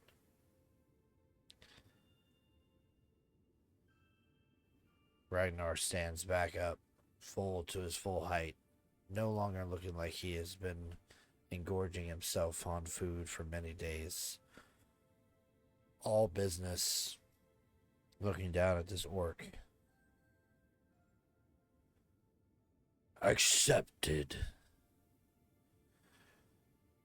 And you hear the entire camp go into a frenzy. Drums start to beat once more. Your kinsmen start to hoot and shout tribal chants. The orc is grabbed from the cage and brought into this circle of stones where Ragnar now awaits. Your entire tribe circles around this circle of stones. Ragnar is granted his weapon of choice, a large great axe with a vicious looking edge, scarred by many battles. He adjusts his grip on the axe and tells the orc to choose his weapon. The orc chooses a similar axe, and it's tossed into the ring at his feet. You can feel the excitement from everyone around you. All the breathing is in synchronization. The heartbeats beating to the beat of the war drums that are beating. and the Makgora is signaled to start. The orc, brandishing this great axe in one hand, rushes at Ragnar, who easily deflects him. You can tell that the orc, having sat chained and locked, is not at his full strength, but yet the orc's ferocity drives him forward. Slides on his feet as he slips in the snow, but quickly picks himself up, throwing his stump of a hand down to steady him, grinning or biting his teeth together and gritting and bearing as he launches forward towards Ragnar again. And he keeps coming and coming and coming, and Ragnar deflects his blows as if he is bored. Finally, the orc, in some display of otherworldly strength, is able to knock the blade away from Ragnar. It sails into the air and thunks into the ground 10 feet away from him, to a gasp from the entire crowd. You can feel your heart racing right now. Is Ragnar going to lose? What would happen if he did? The rules of Makgora that if whoever wins, well, walks away with their life. You look around to see all your fellow tribesmen all just staring, wondering what's going to happen next. Some of them, fangs already bared as their maws begin to shift a bit, fur protruding from their flesh as they begin to change in anger at the sight of what is going on. But Ragnar does not look troubled at all. He simply holds his arms outward, outstretched, and beckons for this orc to come towards him. The orc rushes, lifting the great axe up, bringing it down. Looks like it's going to strike Ragnar right in the chest, a fatal blow. But just as the axe comes down, Ragnar's hands stretch out, grab the other wrist that is holding on to this axe, and grabs the orc's face. You hear a sickening snap of bones as the orc's only good hand is snapped. You watch as the flesh separates, as the bone is poked through, and blood splatters all over Ragnar, who's got this orc by the face, one-handed, lifting him up. With a calm demeanor, you just watch as Ragnar stares up at this orc who is fighting and kicking to try to get out of his embrace. And then a second later, you hear another sickening crunch as the skull of this orc is crushed in the single hand of Ragnar. The orc's body goes limp, stops moving, and is tossed to the ground by Ragnar. There's silence for a moment, and then everybody explodes in cheer. Ragnar calls for the feasting to begin once again, and the orc's body is just left there.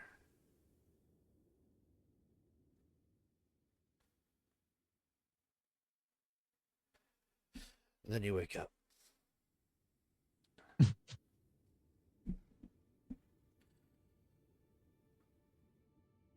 I need everybody to do one thing for me. At the start of this day, for the overnight, I need a Constitution saving throw. I'm gonna burn my advantage on this.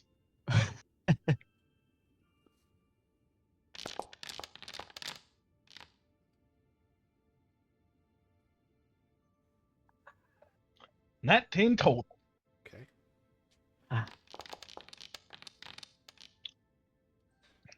16. All right.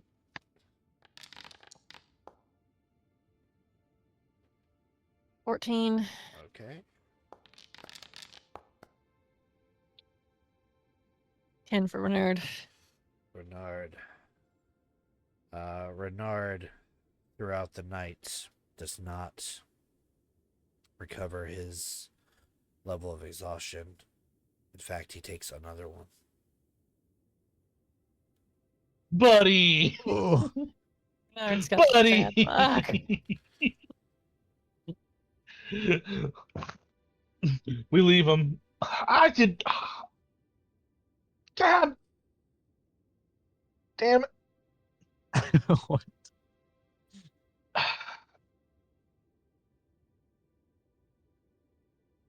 Uh, Vader, I did have a little. I had a couple questions for spell stuff.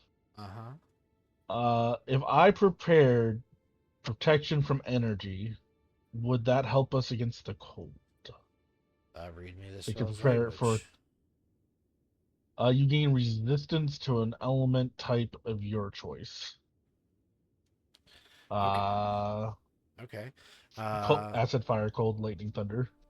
Yeah, I would say if you cast that on somebody, they'd get advantage on their Constitution saving throws, because of the peek behind the screen. As you guys are traveling, you will have to deal with that. Yeah, I figured cold was going to be an issue, so. Yep. I gotta prepare my spells for the morning, and that's gonna be a pain in my butt.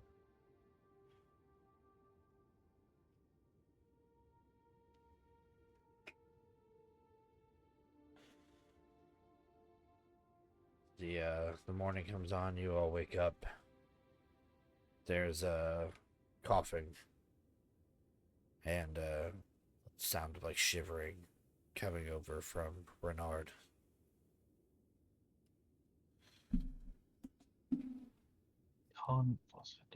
for a card, you really get sick. It's very, very cold.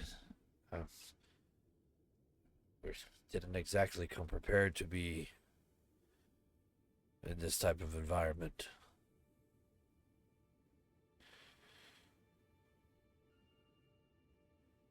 In fact, I think if we don't find something or some way to bundle up more,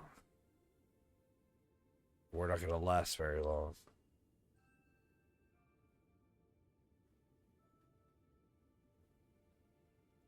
He's not wrong.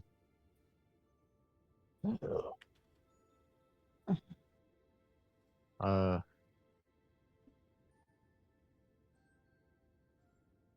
hmm.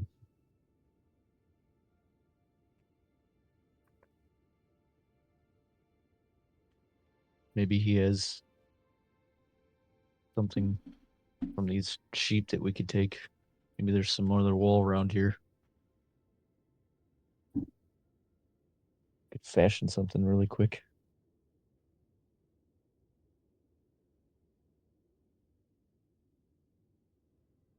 Yeah, protection from Yep. energy is not a long-term solution, by the way. It lasts a whole hour, so it's more of if we end up in a bad situation.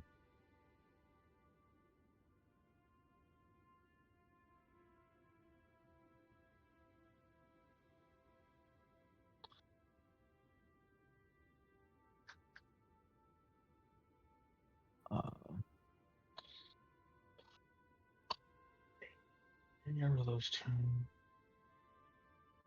Is me being resistant to cold going to help with this?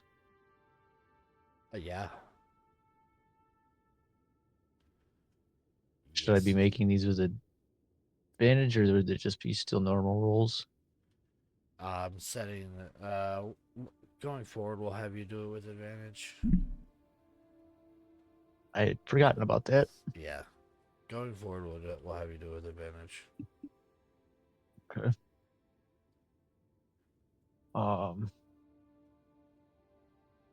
But yeah, hearing what Renard is saying, Zuri would go and ask. Actually, no, we won't have it go Forgot with his advantage. name. You'll just take less damage. Half. Yeah, that would make more sense. Yeah. But yeah, he was gonna go ask Harshnag if there's any wool from these sheep that he could stuff into our pre-existing clothing, maybe, or because these things are massive, aren't they? Yeah. Yeah. If he'd allow us to shave some off.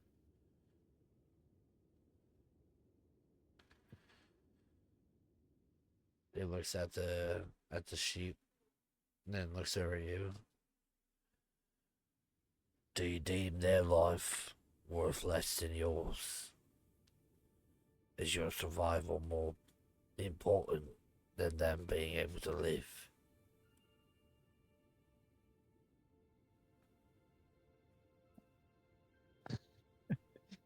I'm not going to take that much, am I? Are they going to save the world?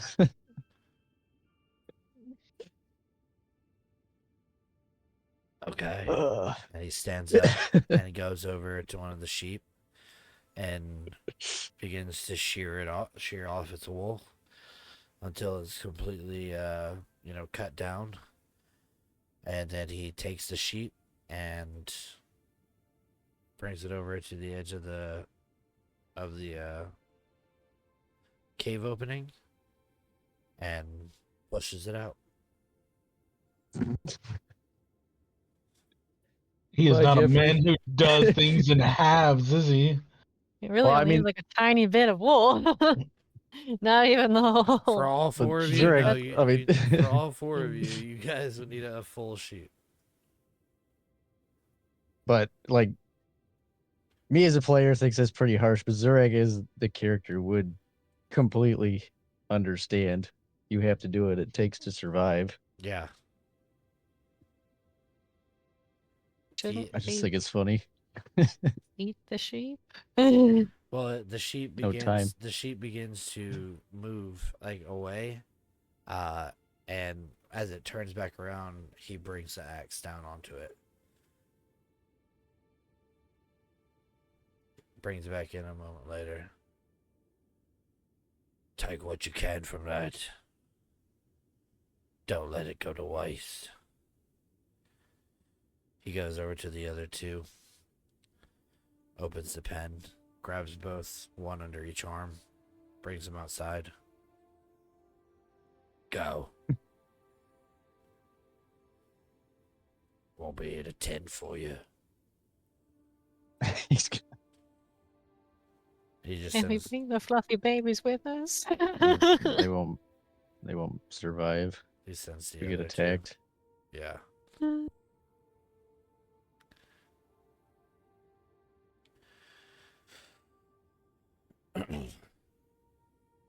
So, I'll say having wool stuffed into your garments and whatnot will lower the difficulty, the Save DC me. Yeah. for these cold checks. However, the longer you are out in the cold, the later in the day it gets, it'll increase. Makes sense. So essentially, you guys are going to be traveling under difficult terrain.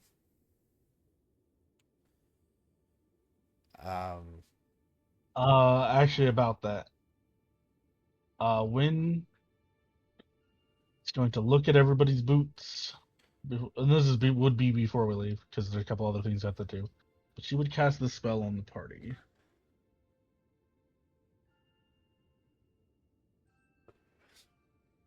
Okay, so we can read that. So why This don't spell you- grants why the don't you- ability to move across. No, Go. why don't you tell us what you're doing, not just I cast this spell. You know, maybe paint a picture Yeah. of what you're doing for our audience to keep them intrigued in our story. I was about to. But Wynn would have kind of like she would have probably been thinking about all morning about how we're gonna need snowshoes, and she probably would have prayed on it a little bit, and it would have came to her. And she would pray to the Ilmater for the ability to walk on water, to water walk.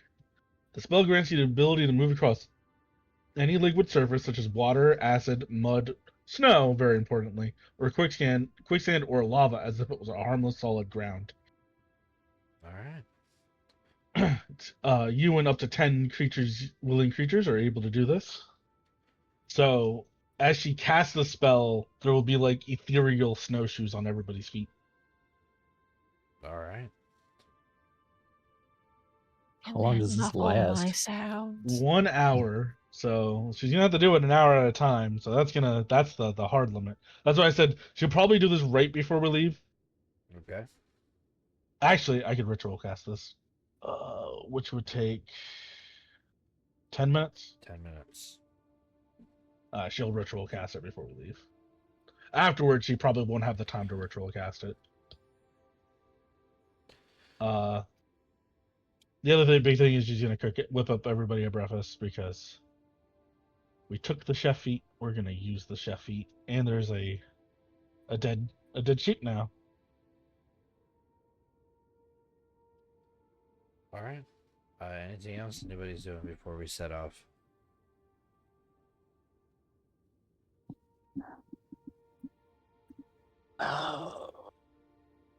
Emily will, before Wind starts her ritual cast, consult and say, hey, so after all the stuff we've had to deal with, quite frankly, I don't want to have to watch anybody else have any problems. Have you death warded yourself today? I had to prepare other things. I death warded myself last night, should last through today.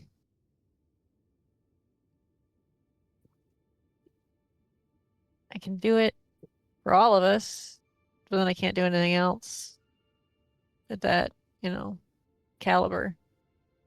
I mean, Yeah. I think we just put it on. We're gonna have to take some risks. Hopefully, we're just traveling today. But if there's a fight, we're just gonna have to play it safe. We have him with us. He seems to know what he's doing. He's made it this far. Everybody who eats wind fruit gets 9 temp HP. By the way. I forgot to hit long rest. I did too. I really would eat the food for sure, so 9 HP. Cooks it with a golden spork given to her at the Lucky Seder. She might sit there and stare at it for a couple minutes, going, "That man's probably dead too." A smiling Seder. Also, double preparing banishment's why I couldn't cast Death Ward on myself. I'm gonna cast Death Ward on myself. Wind prepares herself for the day. So many spell slots.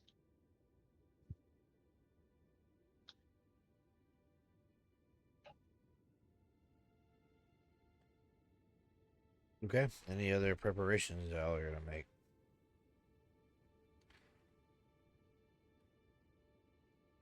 I We have should one probably prep last the sheep. thing to do this morning.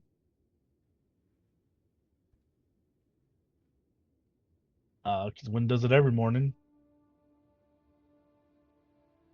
She's going to pray for help traveling through this harsh environment.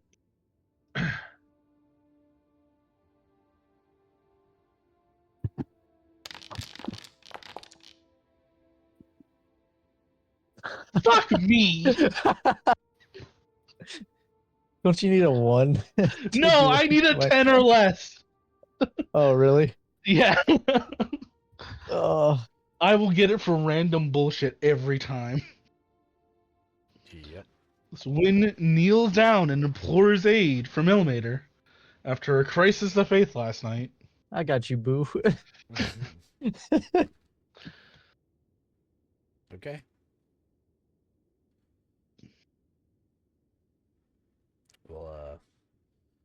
We'll see how that intervention comes to play.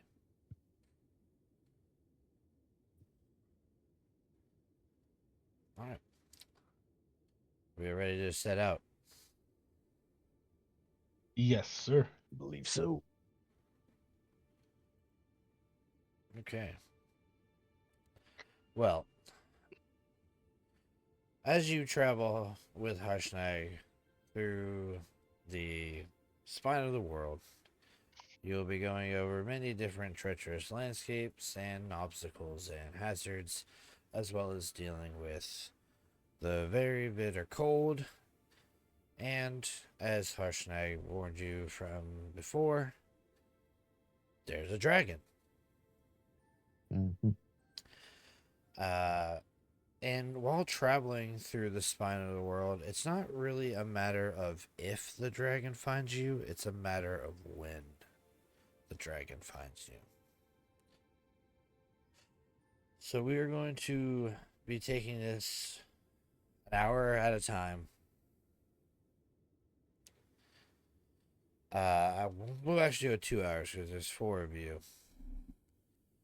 So each of you are gonna, for every 2 hours of travel, we're gonna roll a d20. And we'll see what happens. Everybody cool with that? Yep. All right.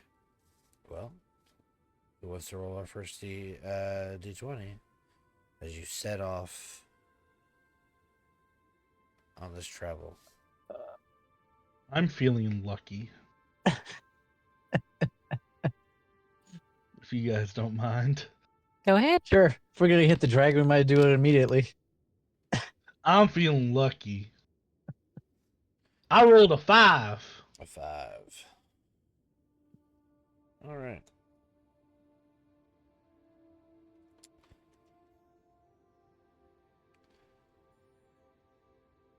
As you are traveling, your first hour is a lot easier. Being able to walk on top of the snow is allowing you to keep up with Harshnag a lot easier. And the first hour of your trip goes by pretty easily. But as that hour ends, you feel yourself start to sneak back into the snow, and you start to have a more difficult time.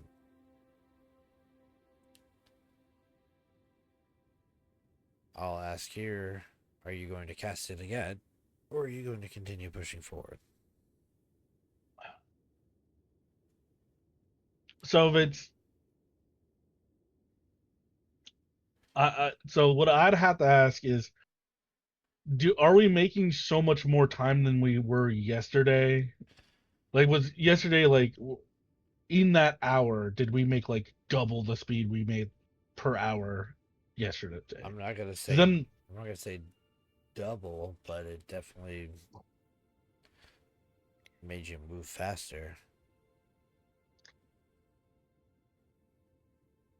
And I'm willing to put it up to survival check. Would Win imagine the 10 minutes to ritual cast it is worth the difference of speed we gain while we're under it? Oh no, stopping any longer than you have to would probably be bad. Alright. But that's something you could risk if you want to take that risk.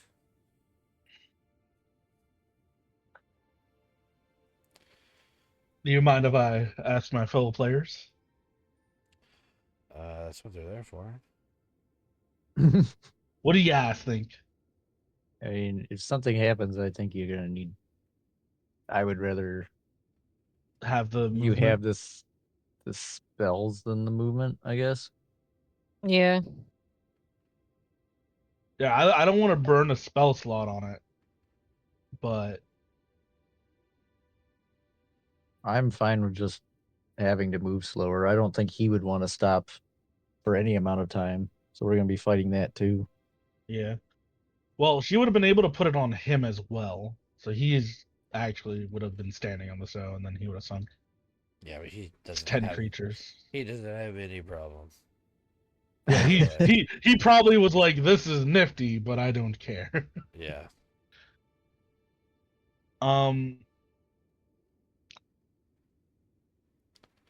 Are we willing to try it once, and then if he's like in the middle of the spell, just like no, then we just go?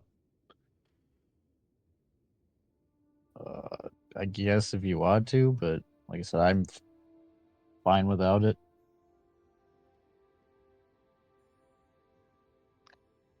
Yeah, let's go without it. Okay.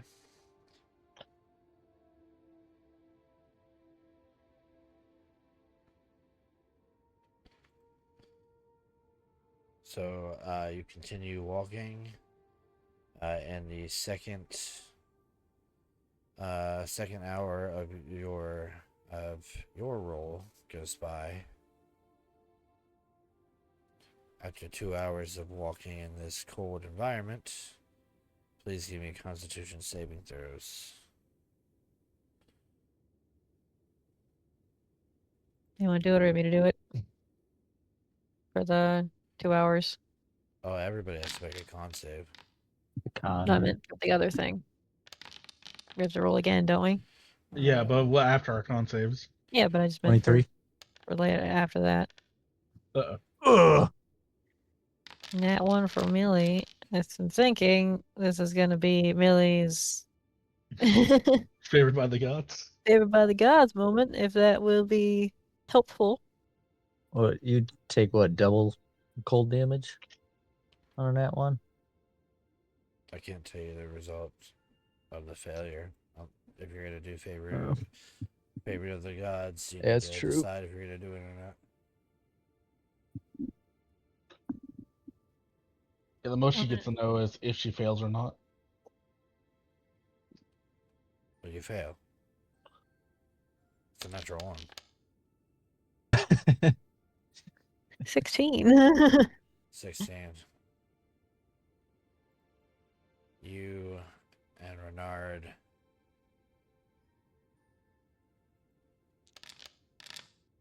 take 4 points of cold damage.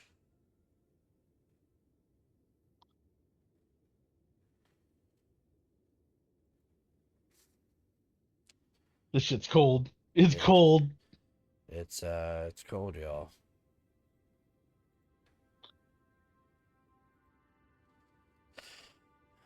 So as the cold bites at you and you're moving your way, you're moving along the edge of the mountain, and you get to like a cliff area in between that takes you right over a frozen lake.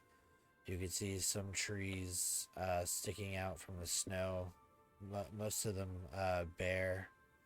Some of them still holding on to their nettle-like foliage. You see rocks sticking out in different areas, causing the pathway to be broken up a bit as you move yourself. Then you see something, a shadow, zip over you. As you look up, the sun kind of blinds your vision for a moment, but then you can clearly see something up high circling. Its distance makes it seem very small. However,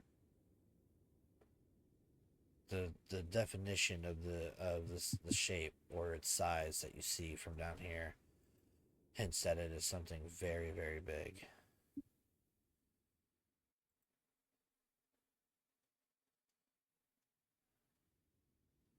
You see Harshnag stops and looks up into the air, puts his hand over his eyes to try to shield and see if he can't get a better look. And then he looks back to you. Cover yourself. Something's coming.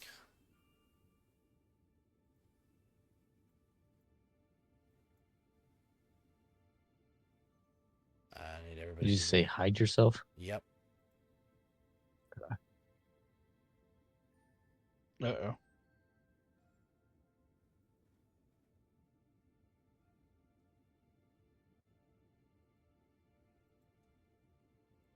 I'll be honest with y'all. Win isn't very stealthy. Really, we'll find a spot and then I didn't stand mean to perfectly interrupt. still. Were you gonna say stealth? Sorry. Yes, stealth.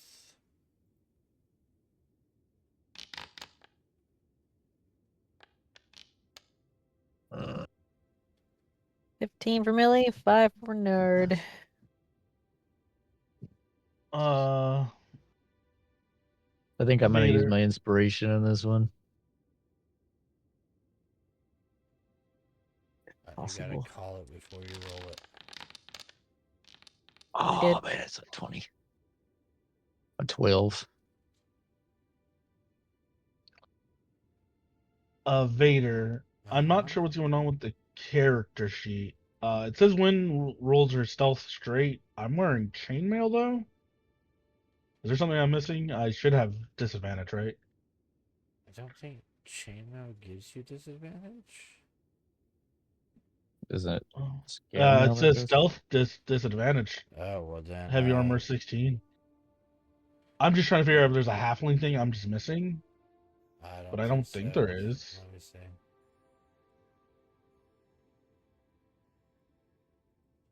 Let me look at your sheet.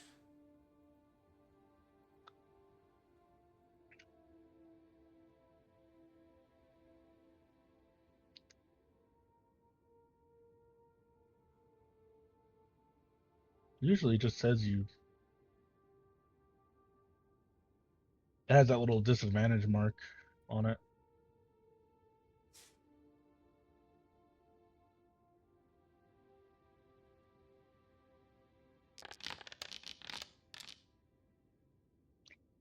Nice Don't roll. need it. Stealthier than all y'all. It's supposed to be there. When I click on it, it auto inherently tries to give me disadvantage. So I think they just Okay. got rid of the mark on the character sheet, Yeah. which is weird.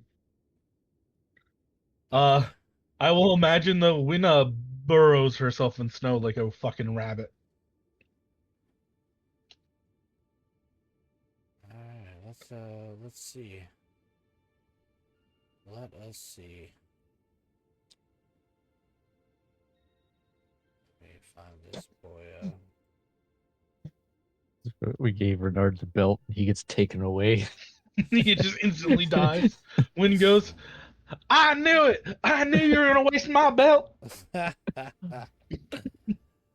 funny.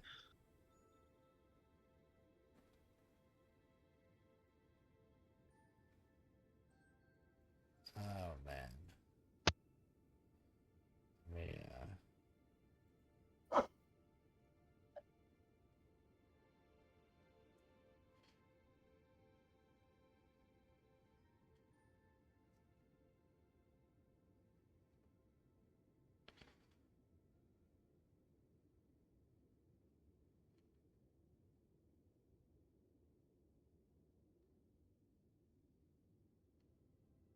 We'll use this guy.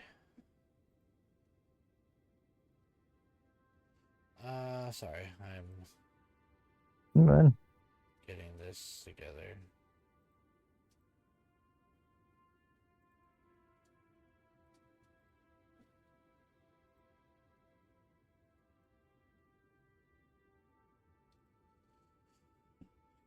He rolled pretty low.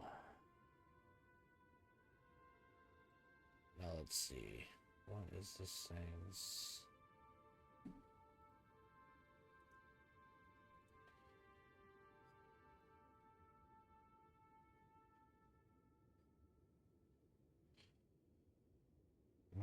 Okay, so you all rolled. Let's see, a 15, a 5, a 12, and a 17. Okay. Just gonna do a little roll over here.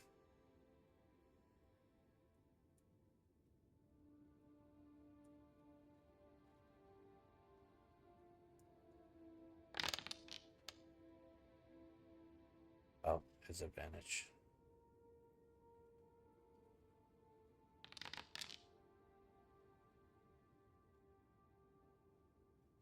So, when you dive into the snow, Millie hides herself as well.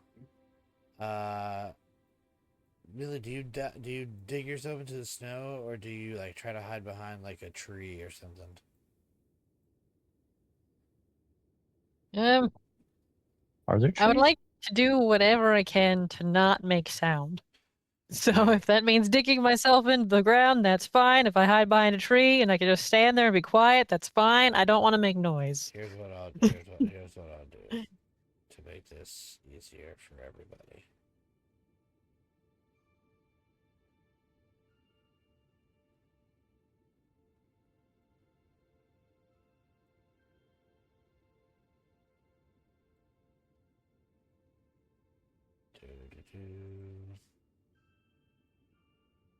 And then hashtag buddy.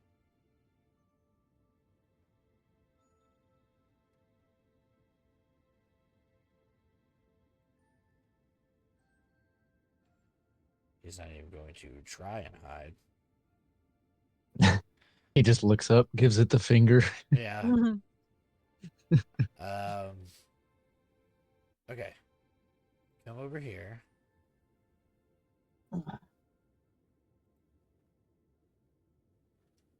I don't like the name of it.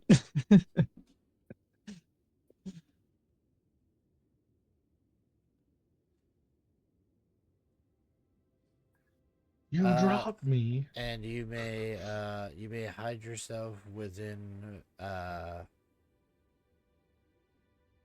one full movement from this from the area you are right now.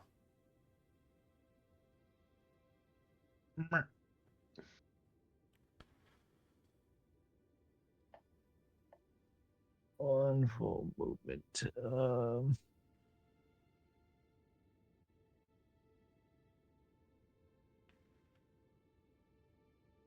I'm not really completely covered though, so I'm like hugging a rock. Yeah, that makes sense because you were spotted.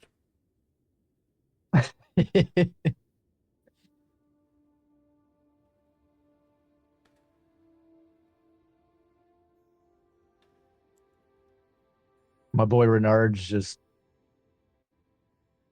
out in the middle.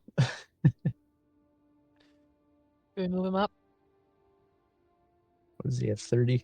Yeah.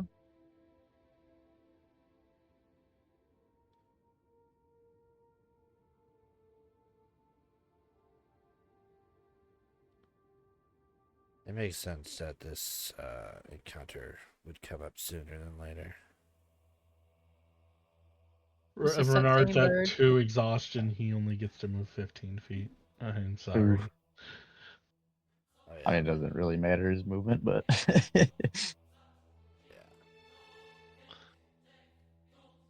Okay, so as the shadow flies overhead, Harshnag looks up and tells you to conceal yourself. He stands there, pulls out his axe, and readies himself into a battle position. Descending from the sky, having seen everyone except for Win and Millie,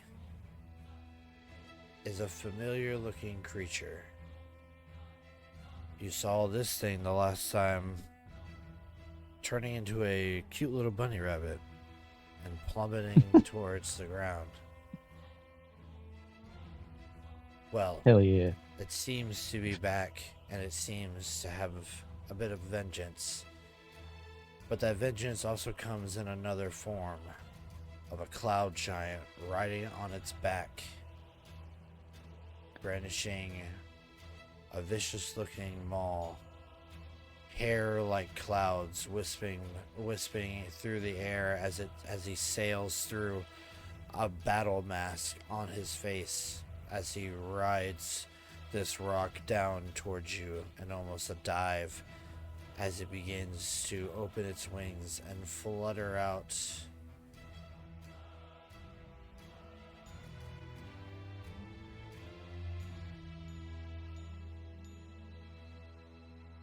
This creature pulls up for a moment, flapping its wings, keeping its large body, or its gargantuan body, aloft. You can see each wind beat kicks up little whirlpools, not whirlpools, but twisters of snow and ice. The cloud giant from its back stands in its reins and points this maul towards you. Small folk. I knew I'd find you sooner than later. I am here to take revenge. Revenge not only for my sister, but for my beloved niece and nephew as well. You cold-blooded murderers. Ah! He spurs into action. I need everybody to roll initiative. I don't know what the fuck you're talking about, man. Because we didn't kill anybody.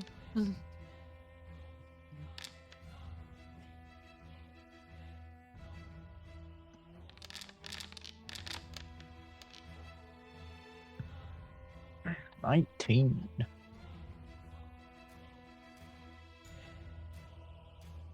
Look, this dude's a count. We're screwed.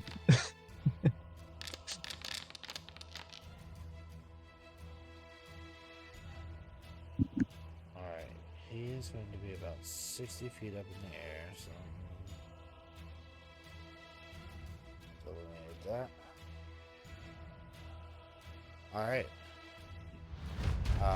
I will be reminding everybody, now that your walk on snow isn't activated, everything is difficult terrain. Mm-hmm. Unless you somehow find a way to get giant.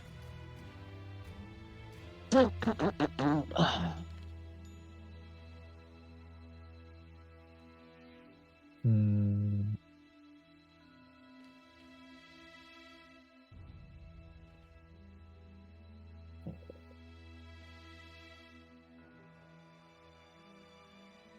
I guess for now, Zareg's just gonna keep hugging this rock and kind of move back, try to get out of the line of sight of it. But other than that, if anything comes close, he's just gonna ready an action to attack. But this thing's so far away, there's nothing, no way I'm doing anything to it.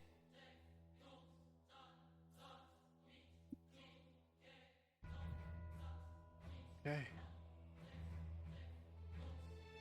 All right. But no bonus actions yet. No bonus action. Okay.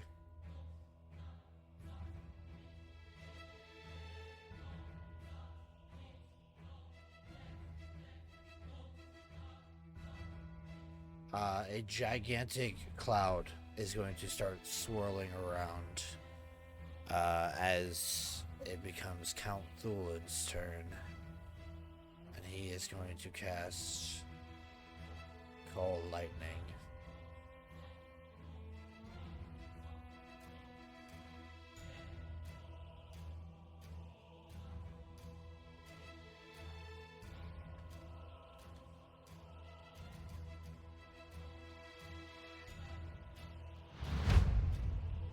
Let's see here.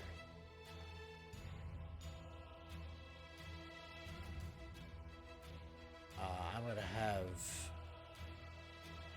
as you pulled away, Zarag, make me a dexterity saving throw as a flash of lightning strikes out. Holy shit. Is this? Am I able to use danger sense against this, or Yes, yes. that kind of defeat the purpose? Okay.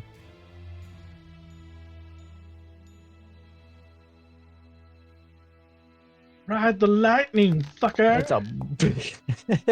Oh, 15, which I'm 15. guessing probably fails. Let me double check. 15 just makes it. So Half dammies. half damage, 3d10.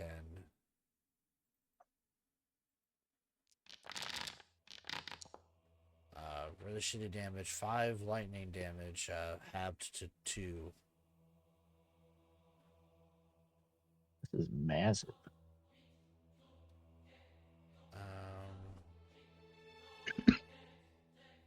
Yeah, it's fucking huge.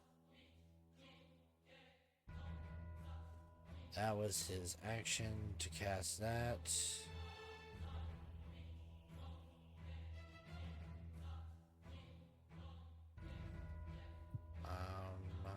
Let's see if he has any.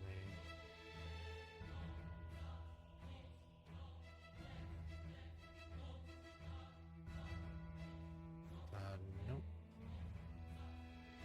Alright. He is focusing on this thunderstorm which has come rolling in. Dark clouds have appeared all over all of you, and you watch as like lightning is just striking down everywhere.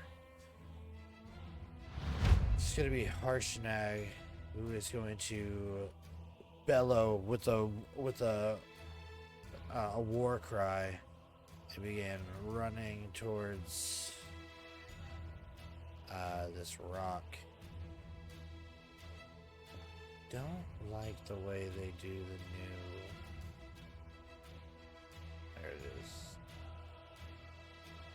He's gonna move 40 feet, rushing that way, axe in his hand. As he rushes forward, he's going to smash his fist into the large stone right there and pull up a rock, and is going to toss a rock at the rock. That's not going to get confusing at all. Yo, I heard you like rocks, so I hit a rock with your rock. Yep. It is out of his range. His first range increment. I think. I don't have the Pythagoras brain set. But it's 60 feet up in the air. And he is... Oh, no. He can definitely hit that. Isn't it? It's a long ways, isn't it? Yeah, he can definitely hit that. He's got... Yeah. 22 is going to hit the rock.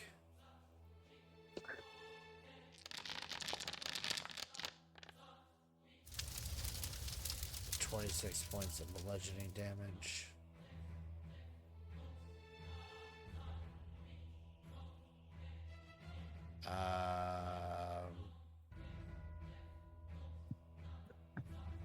Alright, that's Harshnag's turn.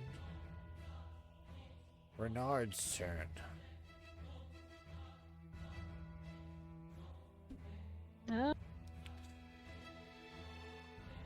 Renard can't really do anything at range. So perhaps get him out of the middle where he can just be swooped up.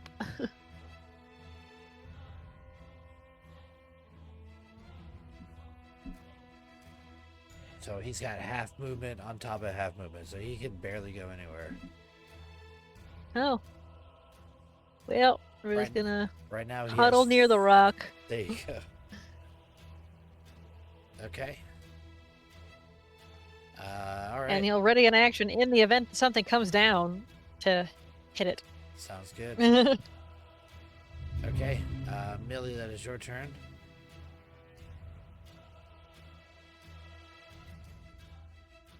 Well, we don't have we haven't been spotted, but that doesn't mean we can't still get involved. So Millie is gonna throw a firebolt at it, 'cause why not? At the count.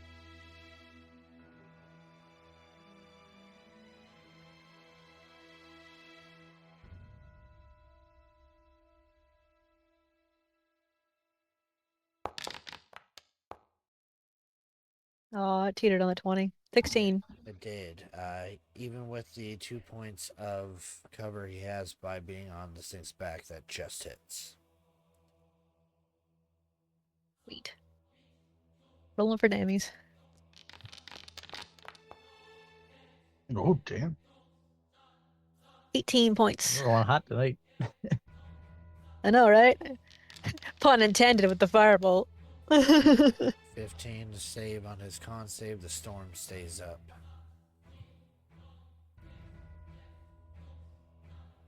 Don't you worry, small folk.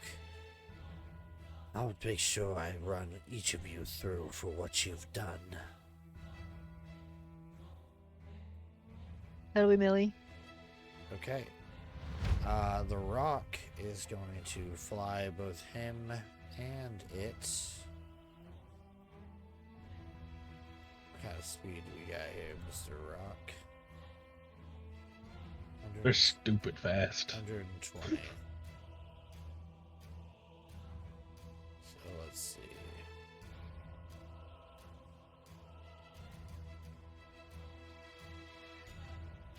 Go fly over here.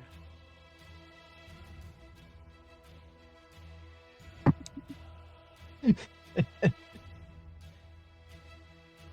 don't know why it's so funny to me the way they pivot. Yeah. Then it's got 70 feet left.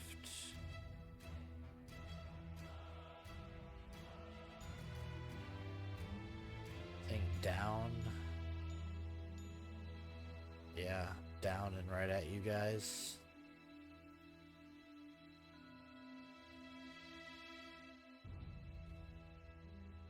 The rock's coming at both Renard and Zurag. Yep. It is going to do a talon attack against one of you. How does it resolve? Would Renard's attack go off first, since he readied an action to hit? Yes. So go Or ahead does the rock hit? No, go ahead and roll that. And On mine too, then. And I'm gonna roll to see who I go after. Oh, you held. Well, I guess he would have to get it within range of me. He is. 19. He's basing you. So this would have to be at the rock, so that would hit. Okay.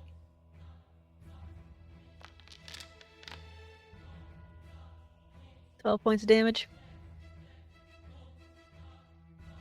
Okay. So Renard readies his long sword and then just swings. All right. That is going to be at Renard. So, talon attack.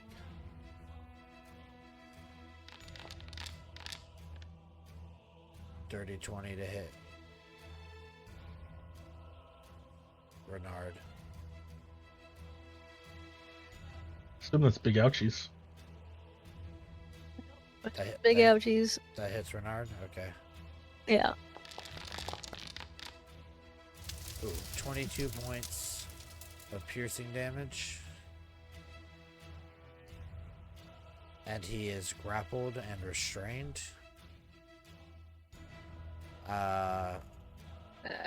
Actually, he ate the food too. Oh shit! I forgot about that. Non-temp HP. Okay. It should be he at 30. is grappled and restrained. I'm going to then beak attack Renard at advantage. You said I do get my attack off though too, because he came close. Yeah. He's Or how right does there. that work? He's right Okay. there. This will be at the rock as well. But an 18 Yep. to hit Renard. Ah! 18 just Damn hits. it. 11's gonna miss. Yeah, it misses. You try to swing out to block this thing's beak from tearing into Renard, but buffets you away, and Renard takes another 22 points of piercing damage. And he is grappled and restrained by this rock. Not looking too good. Okay. Win, your turn. So popping out like a meerkat out of a hole in the ground. When little head will pop out of the snowbank. In one hand, she's holding the oddest thing, which is a worm, but it's for the rock because as the saying goes, the early bird gets the worm, but this is the late worm, so obviously the rock must hate it. So we're gonna cast banishment. Get the fuck out of here. As wind screams, "Be gone, thought!" I like it. And the material needed is an item distasteful to the target. So, we have the late worm. Very cute. Very cute. Very cute. Oh, it's beautiful. Oh my god.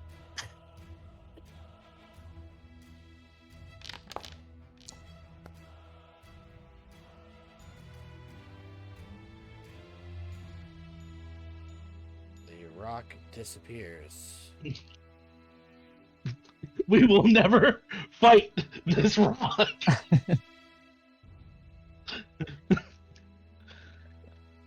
Shut that up. Does he fall to the ground?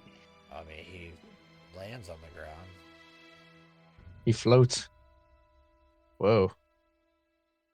Yeah, imagine a 10-foot drop. Like, I don't know how big the rock was keeping him off the ground, but I don't think it was that high. Yeah, he's a cloud giant. He can fly. He just drifts down. He floats.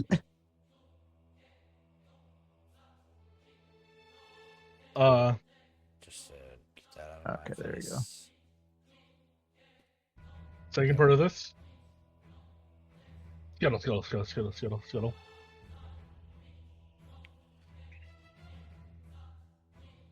Just remember, you have half speed. Yep. I have 25 movement, I forgot. Okay.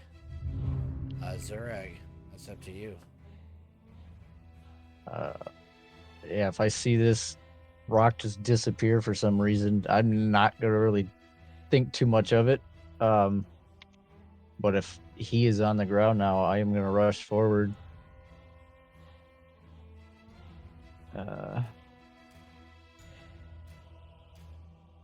And in doing so, as he not very gracefully makes his way through the snow, he's go into a rage.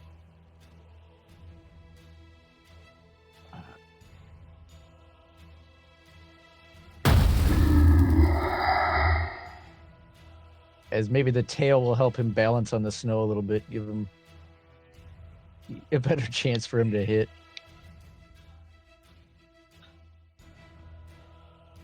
But he's going to recklessly attack a couple times. All right.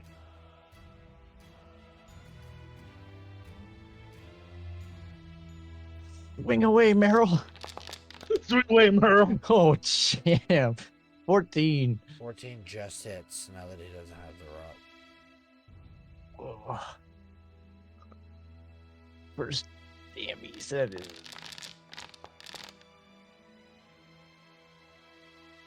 $30 points of slashing on the first one. Okay. Concentration check. Damn. All right. Lightning saves. His brain is so fucking big.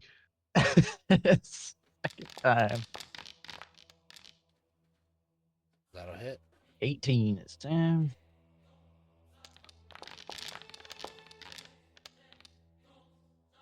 Ooh, nice for another 41 points of slashing. All right. A little bit harder to keep his concentration up. But he Oh, does- nice. My God. Big brain. Big His brain. keep me brain is safe. so fucking huge. You did not stop my concentration. He's just like repeating a mantra of fuck you, fuck you, fuck you, fuck you, fuck I you, fuck you. fucking hate you. I fucking hate you. So yeah, that's movement, bonus action, and action. Okay. Each your turns, you can use your action to call down lightning. I'm going to call down lightning again. And I'm going to call it down on the one who has banished my rock. So I need both Win and Millie, because they're within 5 feet of each other, to make a dexterity saving throw.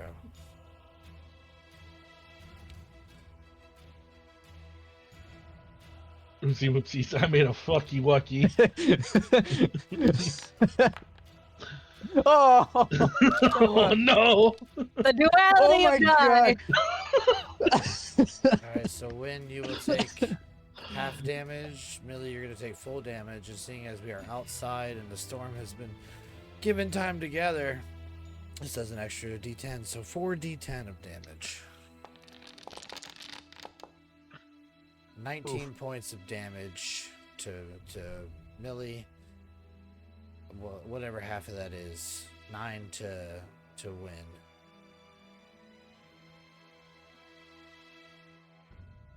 Concentration It's check. enough to take my. It only dealt temp damage to me. Is that still a con Yes. check? Yeah, you took damage. Okay. Any type. That was actually a legitimate. I didn't know. Thank you for Oh. reminding Fuck me! And the rock comes back. Can you smell what the rock is cooking? It pops back in right on top of him, and he gets hit in the head. No, he just hops right back on this thing's back. Actually, he is going to. Actually, the rock has to move. There is a clause for if it's unoccupied. Well, he's gonna. So move. the space is occupied. So he is going to bonus action Misty Step.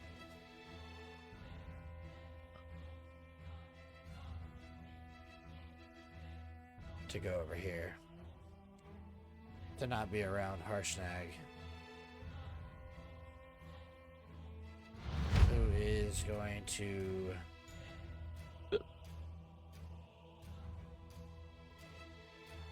pursue. Oh no! Sorry, the rock doesn't come back at all. What do you The space has to be completely unoccupied. So when he dealt damage before he moved, if the space is occupied, oh wait, sorry, I can't fucking read. Just keep going. Keep going. There's a clause like otherwise the target doesn't return, but I can't read. Spell ends before a minute has passed. The target reappears in the space or in the nearest unoccupied space. If that space is occupied, otherwise, the target doesn't return. Yeah, it's fine. Yeah. Harshnag is going to pursue the giant.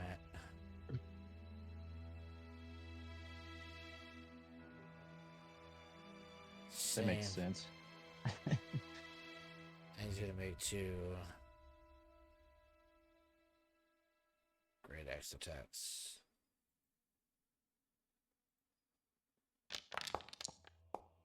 I'll roll both of them. Gert. God damn. Gert's great axe. So both of those are going to hit.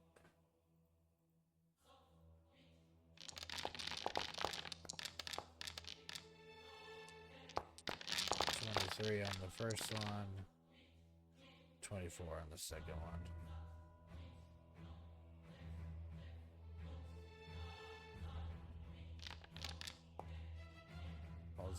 His brain remains massive. Holds on to concentration.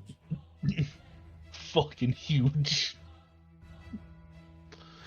Okay. That was Harshnag. Renard. He's going to make a swing at the bird. Yeah. He's gonna die brave.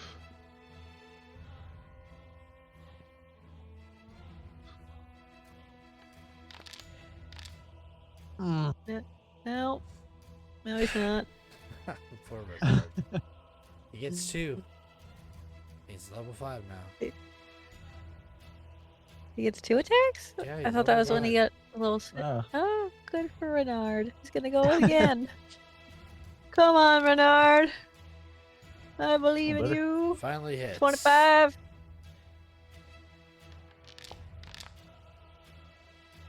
Both. Stabs into this rock.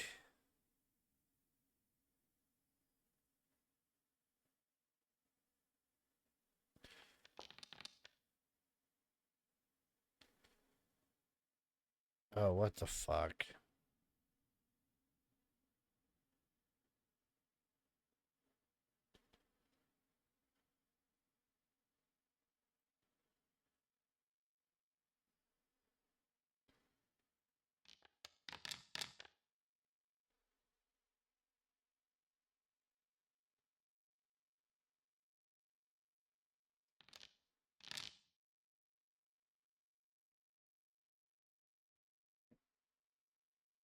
What the fuck is happening?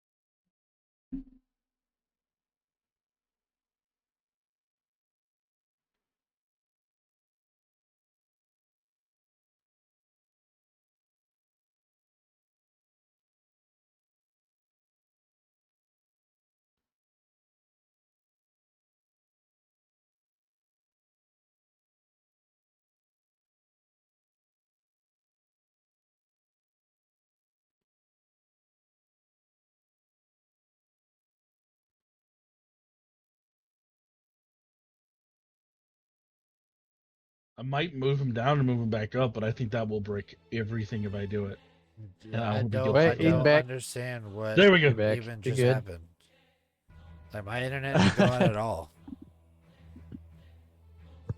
I think Discord shit itself. That's what I'm thinking. So. Hmm. Renard swung and missed, swung and hit. Second winded, got 12 HP back. Action surged, swung and hit, swung and hit. Okay. 9 points and 7 points on the second one. I think it was There we go. It uh, was 9 and 7, 12 right? points. Yeah, 9, 7, 12.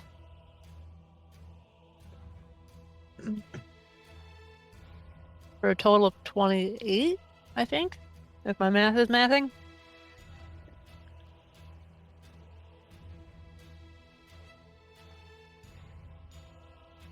Okay. Cool beans. All right. Millie on her turn will action firebolt on the count.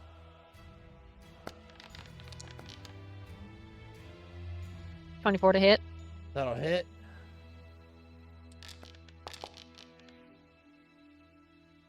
Two points of damage. Lose your concentration, idiot. Fail it. Fail it, you big dum-dum. Still I holding landed on the one for a second. Still holding on to the concentration. And then bonus action. Healing word. On Renard. That's second level.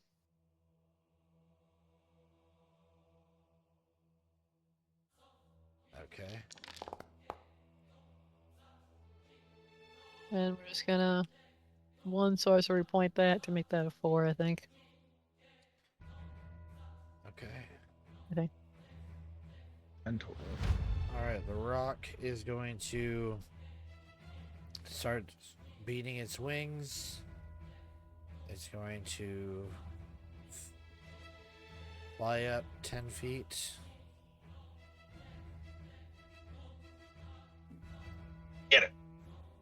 And fly over towards the count. Who's going to get on it?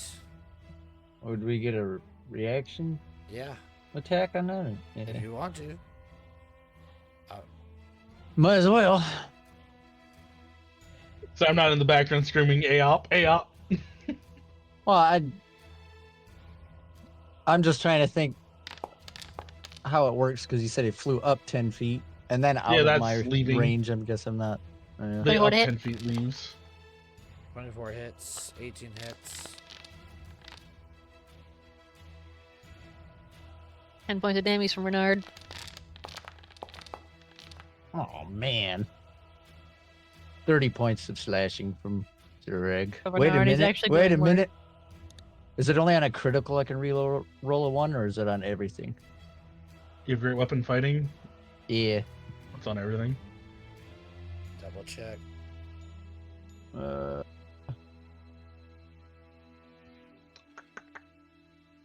Great the weapon the fighting. Where is the feature? You have great weapons, master. no, You have it's- great weapons. Yeah, it's savage attacks is what I'm thinking. And that's only if you get a critical, Yeah. So he I picks think. this guy up and then goes higher up into the air. Let's see, it's 50 so far. He's gonna go up 70 feet. Oh, get back, you coward! Taking an opportunity attack from Harshnag. He's gonna just strike out at the rock. Hit the rock.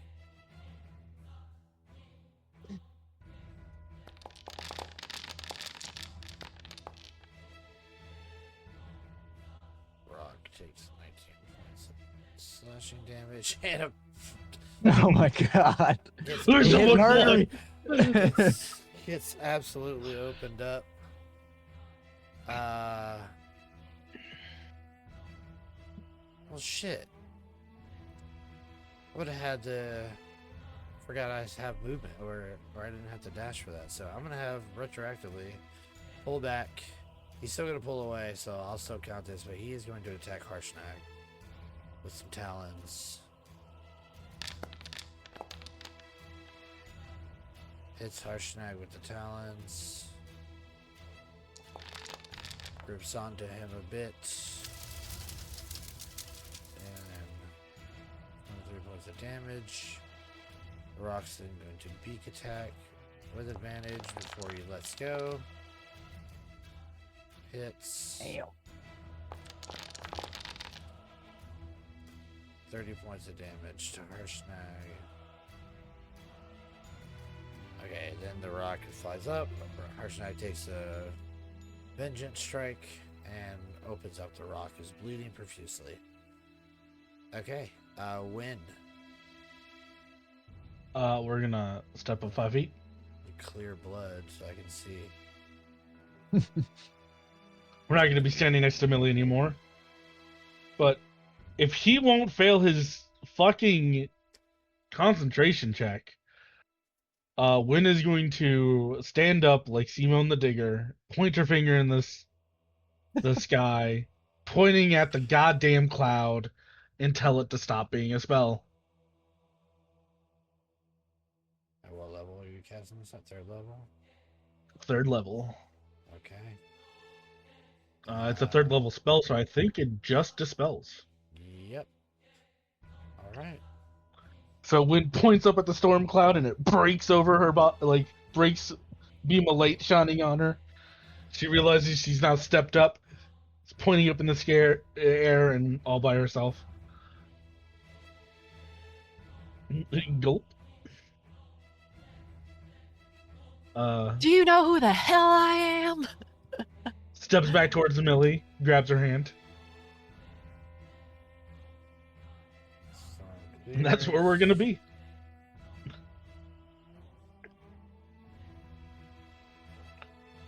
need to figure out.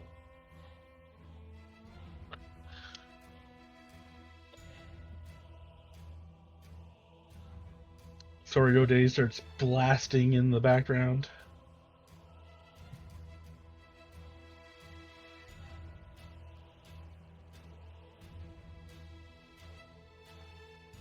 They really screwed me over on this template thing because there's no longer a template.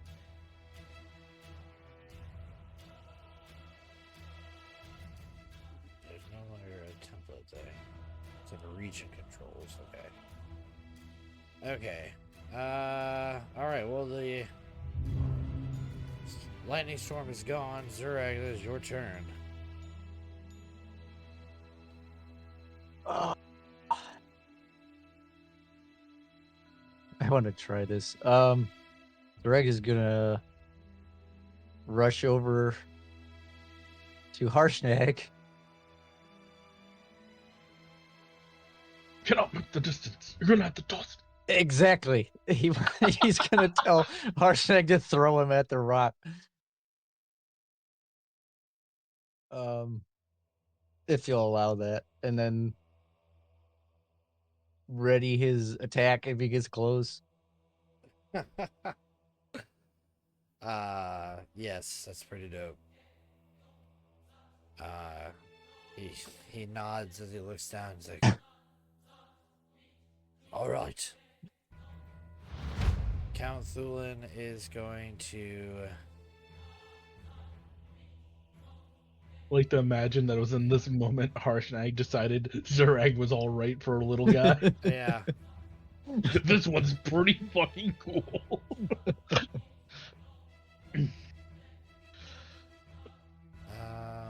Let's see. That's here. based, man. Oh, yeah, that's pretty fucking sweet. Count Thulin is going to grab a large sack. That Not our is- boat. Not our boat. that is hanging at his waist. And A large, the large. He is going to rip it open, and from it, you see these figures begin to fall into the snow beneath him. They plunge into the snow before they begin to start moving, and you see these pieces of armor shaped like chess pieces, giant chess pieces, begin to arise from the snow. Does he say that when he does it? He does.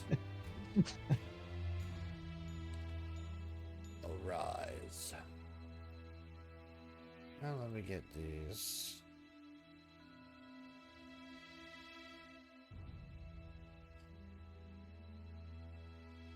Poof.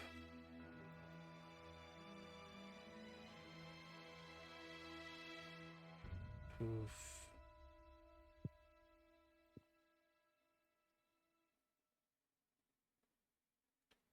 Trying to get him to Oh, work. shit. He actually is Sung Jin Woo. They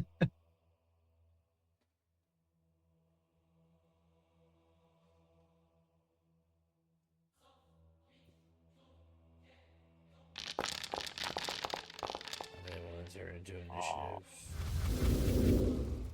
Damn.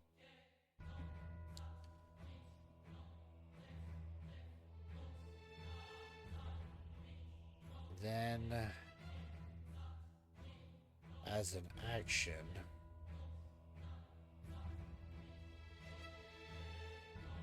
do I want to cast another spell?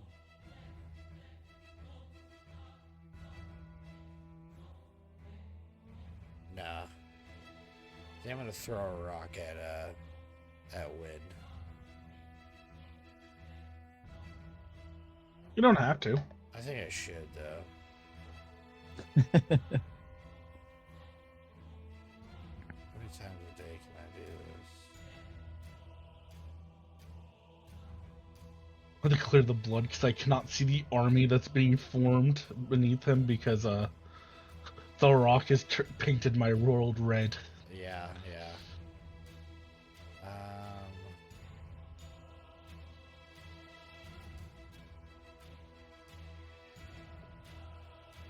Oh, you know what?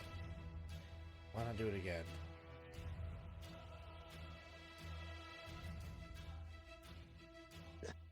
Oh, okay, no, you can only do it once. Alright, cool. That's cool. Well then as an action...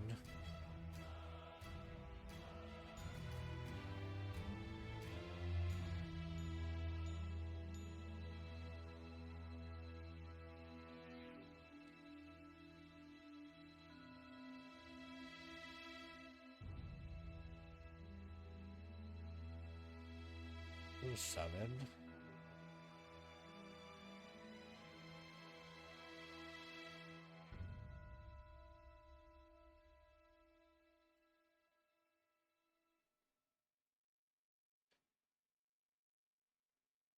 An air elemental. Right on.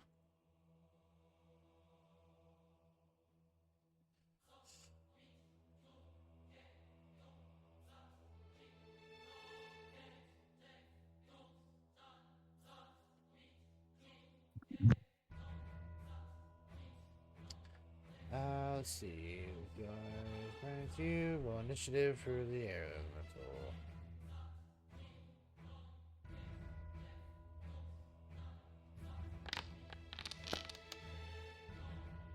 Okay. That's Count Thulin's turn. Harshnag bends down, forms a basket with his hands, and says, "Let's go." And he's going to attempt to toss you into the air and hopefully get you within the rock.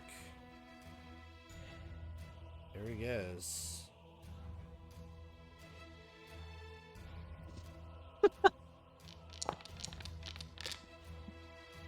Oh. 23.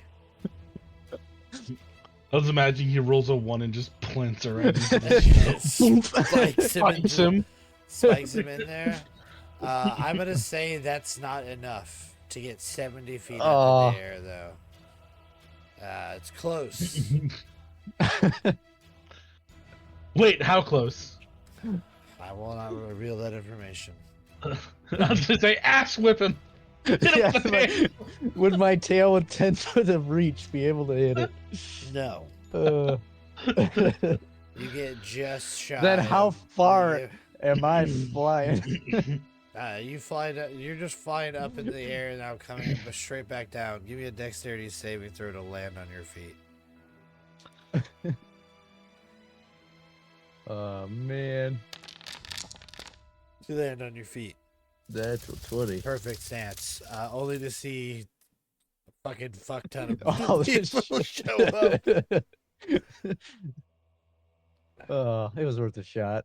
Absolutely worth it. So that was his action. He's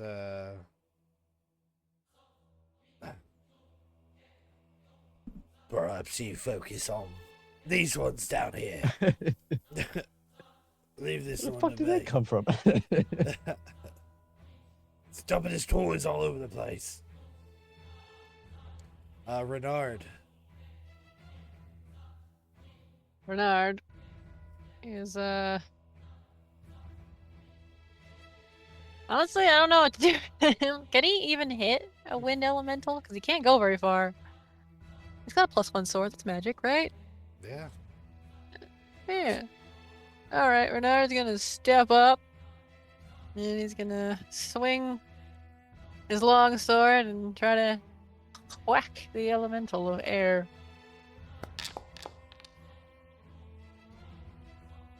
That 19 to hit. That thwacks. Thwack away, Renard! I'm so proud of you.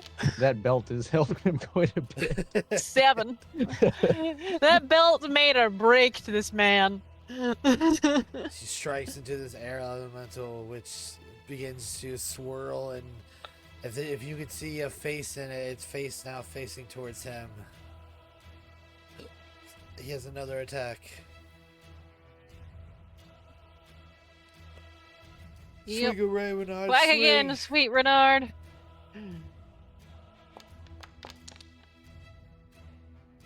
That hits. 17.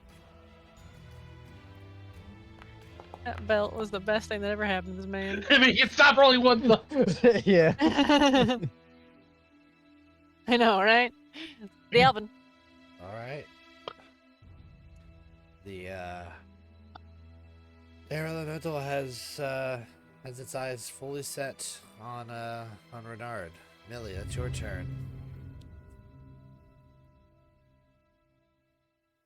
Important question before I act. Yes. If I launch a firebolt at the air elemental, is that going to turn into a fire tornado? Well, it's only one way to find out. I feel like it would snuff it out rather than become it. Yeah, well, just want to make sure. We'll give it a go. Firebolt. Firebolt 26 to hit. hits. Strikes into it. You watch as the fire swirls around it a bit, but eventually is snuffed out. Good. Good. I was nervous. Yeah, it will be Millie as she continues to hold Wynn's hand. Okay. The rock is going to move, carrying Count Thulin on its back.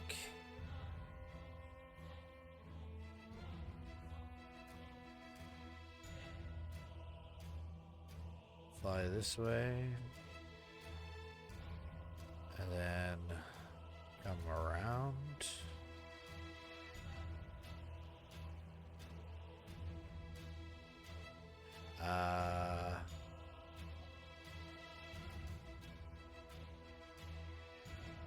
And then fly this way.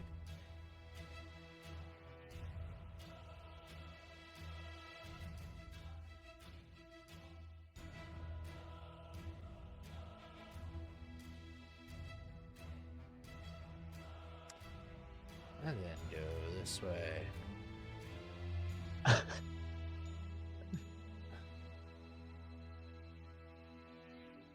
We won't have any more spells being cast this way. And he's gonna...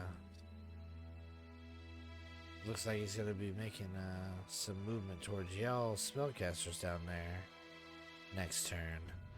Air Elemental is going to... let me rotate this rock just a little bit so I can see Renard.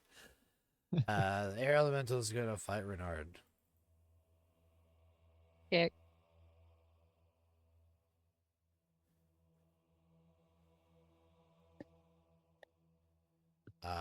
it is just simply going to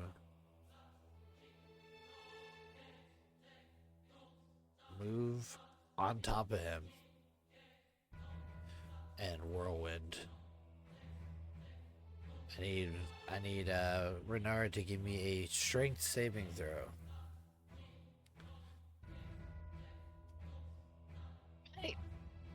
What is his Strength exhaust? saving throw. Let go. Does that give him disadvantage? No, he hasn't. No, got not to yet. Next Not yet? level of exhaustion is saving throws. So 24. let's see. Or saving throw successful. Target takes half the bludgeoning damage and isn't flung away. So he'll take half this damage.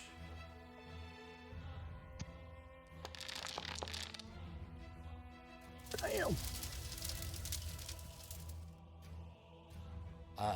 Just minus that d6.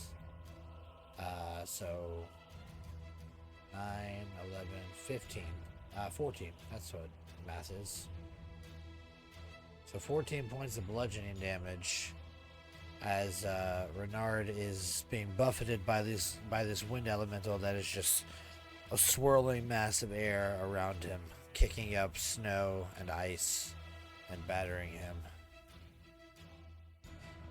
All right, here we go. A chess piece that looks like a pawn steps up and attacks. Goodbye, my friends. A 9 isn't going to, or 8 isn't going to hit you. I don't know how to do math apparently. And a 12, 11, I know math, isn't going to hit you either. Win, back to you. He looks like he's lined up to fuck us up. Yeah. I'm made out of things that hit things at 60 foot. So this 70-foot rock thing is it's pain. Let's go of Millie's hand. I'll be fine. Marches forward. Well, I have one 120-foot spell. Right around his head, you will say, the Count's head. That should get him in the rock. Okay.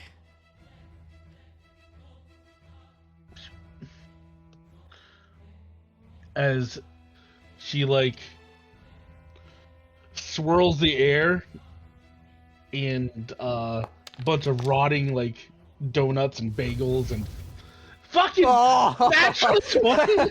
This man's constitution is on a different level. The rock fails.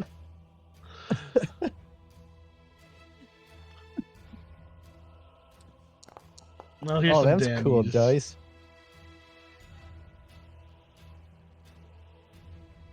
I think is it poison too or no? Probably not.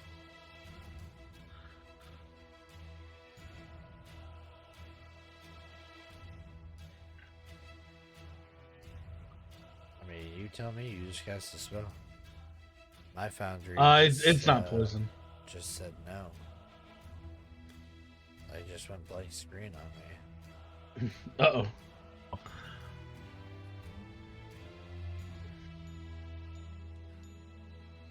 Not quite sure why.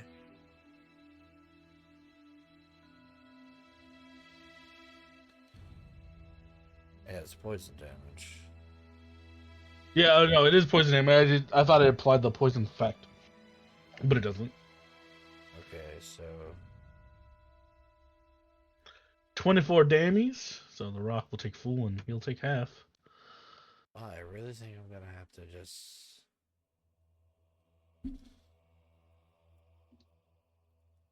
Just gonna really have to kill Win.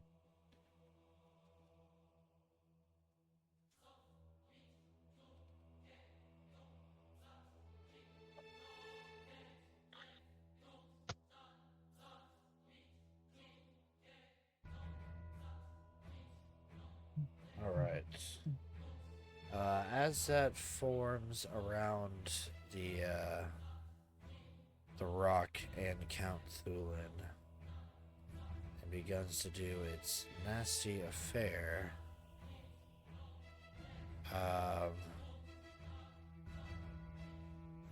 Still got.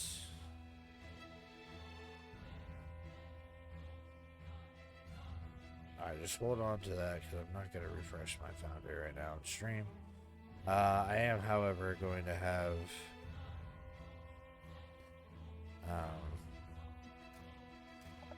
my animated armors attack. Yep.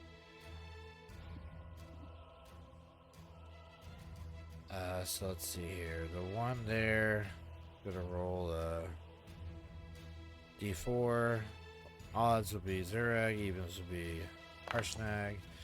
Alright, so it's 2 attacks going towards Harshnag.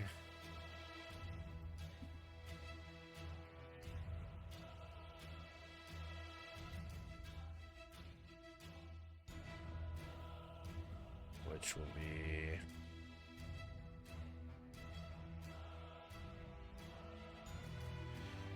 D20 plus 4.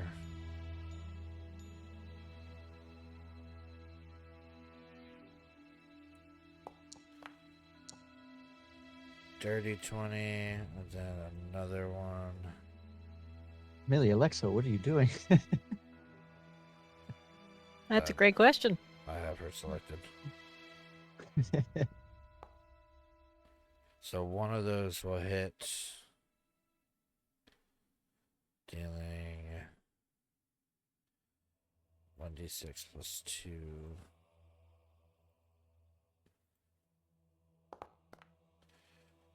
Five points of damage to Harshnag.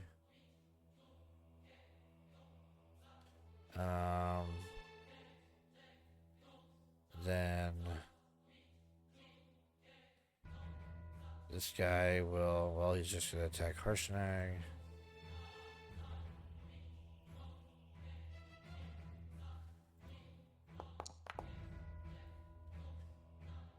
$19 and a 13.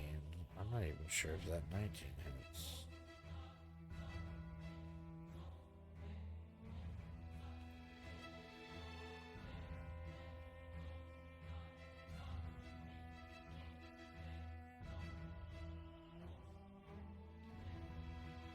No, it does not. Okay. So those 2 hits miss. And then we have one more. Yep. One more over here. We'll move over to Zurag. And I can't move it because I don't have. My Foundry's fucked up. So it's going to move over to Zurag. And it's going to attack twice.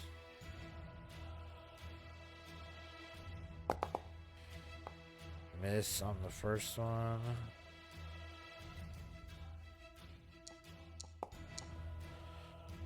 Miss on the second one as well. Alright, so with this battlefield now flooded with animated chess pieces like fucking Harry Potter, this Rock and Count Thulin still flying around and still very much a threat. An air elemental whipping around Renard, who is struggling. I believe that's where we will end tonight's session, and we will pick back up next Sunday in the middle of this battle. We will see who comes out on top. Devastating blows have been dealt to both Count Thulin and the Rock, but this battle is far from over. So thank you to my players. This was a fun one. I hope you had fun. Thank you to chat for hanging out. According to my screen here, all 2 of you. Appreciate it nonetheless. But we will see y'all. We'll see you Sunday for the next episode of Rain of Storms. But we'll see you before then on Wednesday, where we're doing stuff. So come join us for stuff. Have a great week. kick its ass. From Vader the Man and Disorderly Decisions. Good night. Good night. Good Good night. night. All right. Shall we raid? Yeet. Raid. So.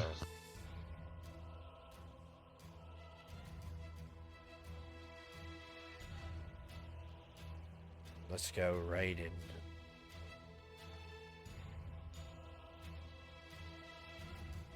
Where are we? We're muckers. And what are muckers too? Hey, We mug mug people. Mug people. Well, let's Let's go mug 'em. go mug him. Let's see, we're going to Wayward Unicorn. Start the raid. Remember when I had bandits unironically do that? That was fun.